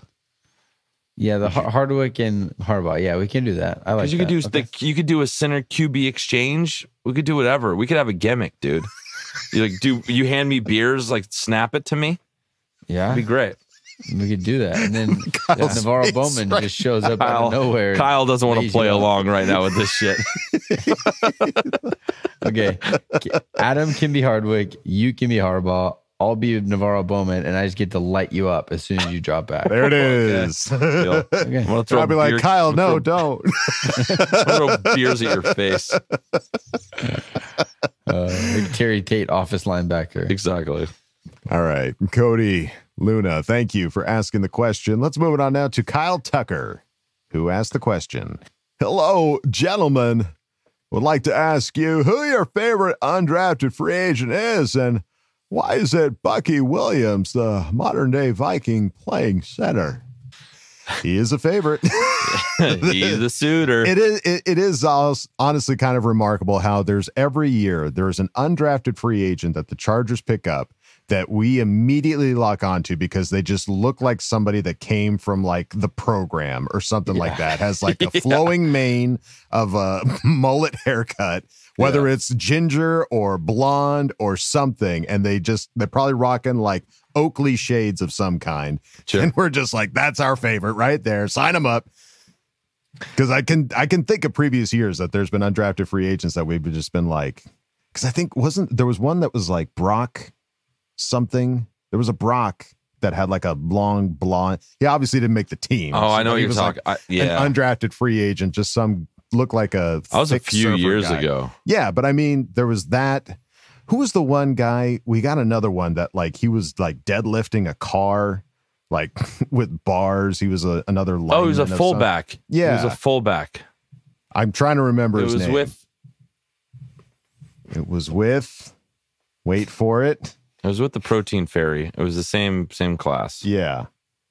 So, I mean, it's just funny that every year there's always some guy. And yes, I think Bucky Williams is currently our I haven't looked at many of these guys, just those two we mentioned earlier, but looks alone.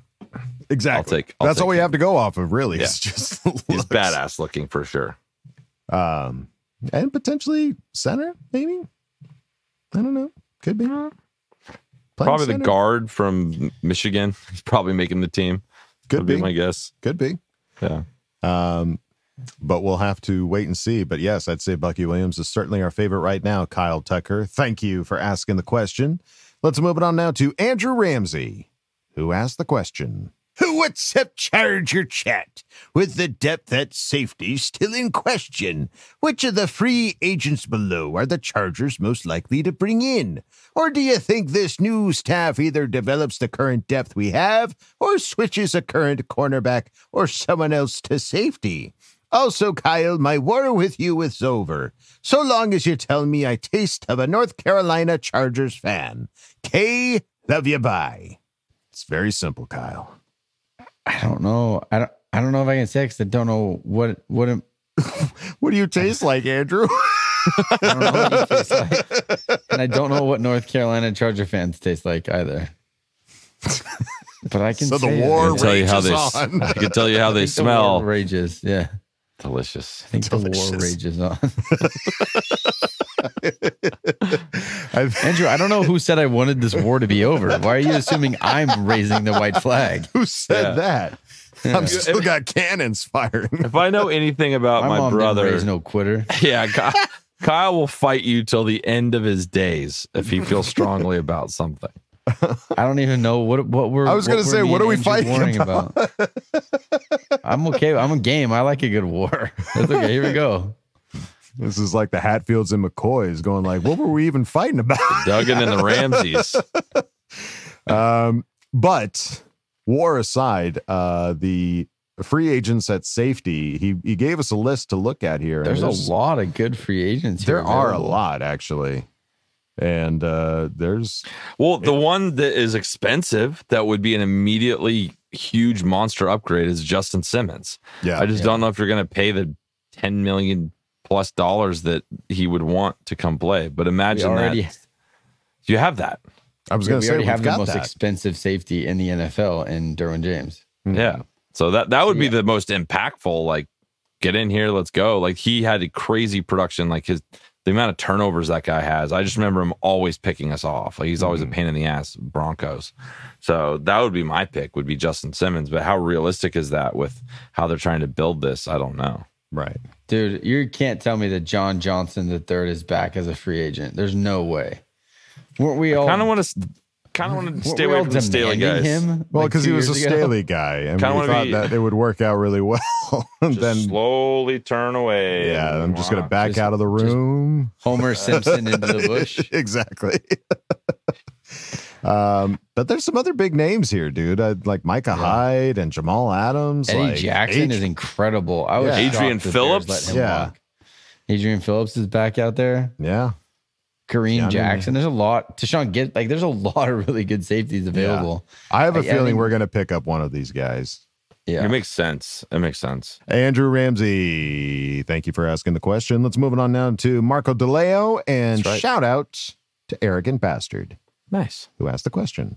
Ah, man, I missed the hang-up. Boo. So many great picks from our new GM. Okay, so now that the draft is all done, let's now focus on free agency. My question, do you guys think we go after a potential veteran wide receiver like Michael Thomas, OBJ, Hunter Renfrow?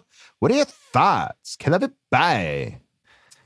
Well, Ortiz says he's always going to be looking at trying to improve wherever possible. So I'm not going to say no to any of that right now. Just looking at the amount of people we have on the roster, wide receiver wise, I don't know when you do it. Like, do you want to get all these guys in and see what they're about before you make a decision like that? Or do you go get like Michael Thomas? Like, that's what I'm curious about. Because the room is full now. You added 3 in the draft and you had 4. So you're at 7 now. Yeah. So there's a good amount of wide receivers. Yeah. I don't think a big name anytime soon. I think you could get like a... Oh, sorry, my light was like about to fall behind the scenes. Ooh. Yeah, sorry, behind the scenes. This is what you're missing. Yeah, I don't think that you're gonna go get a big name receiver soon. I think I don't know. I feel like these vets, they don't want to play in the training camp. Like, they don't want to participate. They don't want to be like working out extra. They want to be at their home with their trainer and their crew. So I think maybe you see how training camp goes. Like you said, Kev, kind of see what you got first. And then maybe pull a trigger on a late free agent that's still hanging around post, like, start a training camp type of guy. Yeah, a couple months from now kind of thing. I don't know. I think we're going to sign a few guys in the next few weeks, but I don't know what department they're going to be in. You know what I mean? We will have to wait and find out, but Marco DeLeo and Arrogant Bastard, thank you guys for asking the question. Let's move it on now to Zachary Shelton, who asked the question. Hey, will any of the receivers this season get over 1,000 yards based on the new style of offense we are planning to run? Who will be the leading receiver? Hey. Well, there's a different approach now. I think we're going to have an opportunity to go deeper more this year, just because of the way the defense is going to have to play us if we're going to be this run-heavy team. That's a good so idea. it's going to be. I think it'll be less about like a ton of throws with check downs, just getting a whole bunch of yards, just slowly going. It's going to be chunk play. So if you can get a guy that's consistently getting open, could happen. Everyone is so scared of what our running game will do to the offense. Kind of have to wait and see what we actually look like, because I don't even know what this is going to look like. I'm excited to see it, but I can't even pretend to guess how they're going to run the ball the way they have been forever, what Harbaugh does, while also having Justin Herbert. That's still my question, is like, how do you mix and match that and utilize that? Yeah, it's something that we just haven't seen for so long. Like, much as I love Austin Eckler, he just wasn't the kind of running back now that we have in J.K. Dobbins or Gus He was a Edwards. receiver. Yeah. He was essentially a receiver. He'd have just as many yards receiving as he did rushing. Yeah. So it's just a different offense now. So I think you could. I think it's very possible. Who would it be? I think Palmer would be my guess for this year, just in familiarity. What happened to Quentin Johnson? You had QJ. You had QJ a couple episodes ago going all world for this like season. 1250 or something. Yeah, well, that was for fun. We're getting serious now. It's late in the episode. I'm not being a silly goose. No, giving the hard answers. You can't giving you the facts. You can't facts from the street. Kevin says it's a grain of salt. Well, and this was also Kevin. prior to drafting as many wide receivers as we did. Yeah, this is true. I mean, now you got McConkey in the mix there, and Cornelius. Kevin QJ hater. Look on his face. What did you know? You just shut up. I never said that. You did. You said you were kidding when you said before the draft, because he was like our only wide receiver. Yeah, he'd have 1,200 yards. Sure, he could still. I don't know. I'm excited about these new players, and I want to wax excitement about them maybe having 1,000 yards. So McConkey might have. He'd never had 1,000 yards in college, but it's a good thing we're not coming up on our last question. I'm about to smack Kyle in his sleepy face. I'm a couple thousand miles away from you, pal. Oh, frustrated Kevin is one of my favorite Kevins to see. Who just looks to the side like he wants to grab. It's just my brother. He just knows how to push my buttons. I don't know that we're going to have any 1,000-yard players. I would agree. I think Palmer could be that. McConkey could be that. I would love for QJ to be that. We need to see some kind of improvement. And could we see that this season? Absolutely. I'm praying like hell that we do. And how if we bizarre do, would it be to see McConkey on the outside and QJ in the slot? Like the size differential of what you would normally expect, but flip-flop. That'd be fun. Could happen. Because everyone talks about how QJ needs to be that guy inside that gets the ball quick in his hands, let him go, yards after catch guy. And everyone says that Ladd can do both. So that'd be a bizarre look, though, lining up on the line of scrimmage. And I love it. I'm here 6'4" and a 6-footer. Not small. He's not small. Not small. I'm not small. You're not small. We're 6 feet. He's not small, Kyle. In the NFL, we're kind of small. You're small. Zachary Shelton, thank you for asking the question. And we go out of Ask Boltfam with Athair Kader. Kader. Who asked the question? Championship, baby! Wall Dog, my only baby! Kevin, you, my bro, and how do I forget about my coach, Kyle, that I love, baby? Asking questions all the time, even if we do not agree. I am fine still. Love you, coach, baby. Now to my question, please, baby. Coach, I want to start with you, baby. The Spanos family was catching a lot of heat, especially what happened to us against the Raiders, and they cleaned house. They went all in on Coach Harbaugh, baby. My national championship coach and great GM in Ortiz, baby. The question, Coach, do you believe Chargers fans finally will show the Spanos love and support by not selling the team? You know Chargers fans more than me. Kevin Woldog, please, love to hear you also. The Chiefs and their rings, baby. Harbaugh and Herbert coming for the ass. Love you, my boys. Let's go, baby. Kiss my butt. Suck my butt. There's something different. It hits different coming for that ass versus coming for the ass. For the ass. It's a little different. I love it. Baby. I'm here for it. All right. Question, Coach. Do you believe Chargers fans will finally show the Spanos some love and support for not selling the team? My brain's slowly not working for not selling the team. Yes, because I think fans have always been calling for Spanos, sell the team. Sell the team. We don't want got it. you guys holding the team anymore. But now that they've basically opened the checkbook and said, So look, have they? Yeah. Hire who you want. We got Jim Harbaugh. What coach? What strength and conditioning you want? Ben Herbert? Go for it. Who do you want? GM Ortiz? Go for it. Greg Roman, Jesse Minter? Go for it. I don't think they're gonna win back fans that were mad that they left to LA. Like those fans, they're not coming back. They don't even know what's going on. Like my brother-in-law that used to be a Charger fan that's no longer. He has no idea what's going on in the Charger world because he's not even following anymore. But the people that stuck around with the Chargers, that even in spite of the move and all that stuff, I think everything that they've done this offseason has done a lot to win the favor of the fan base, because the frustration was they weren't like, you're not going to build your own stadium and that's why you're leaving to LA. Right. That was the frustration, and it was like, come on, open your checkbook. And now they're opening their checkbook a little bit to go and bring in these coaches. So I think for sure they're starting to win some favor from the fans that stuck around from San Diego. But you got to win. Like, we got to go out and convert this money into victories, because you'll get a lot of people coming back on your side if you can start winning some football games. Yeah, I was just going to say the exact same thing. You win a championship, all probably will be forgiven in most cases.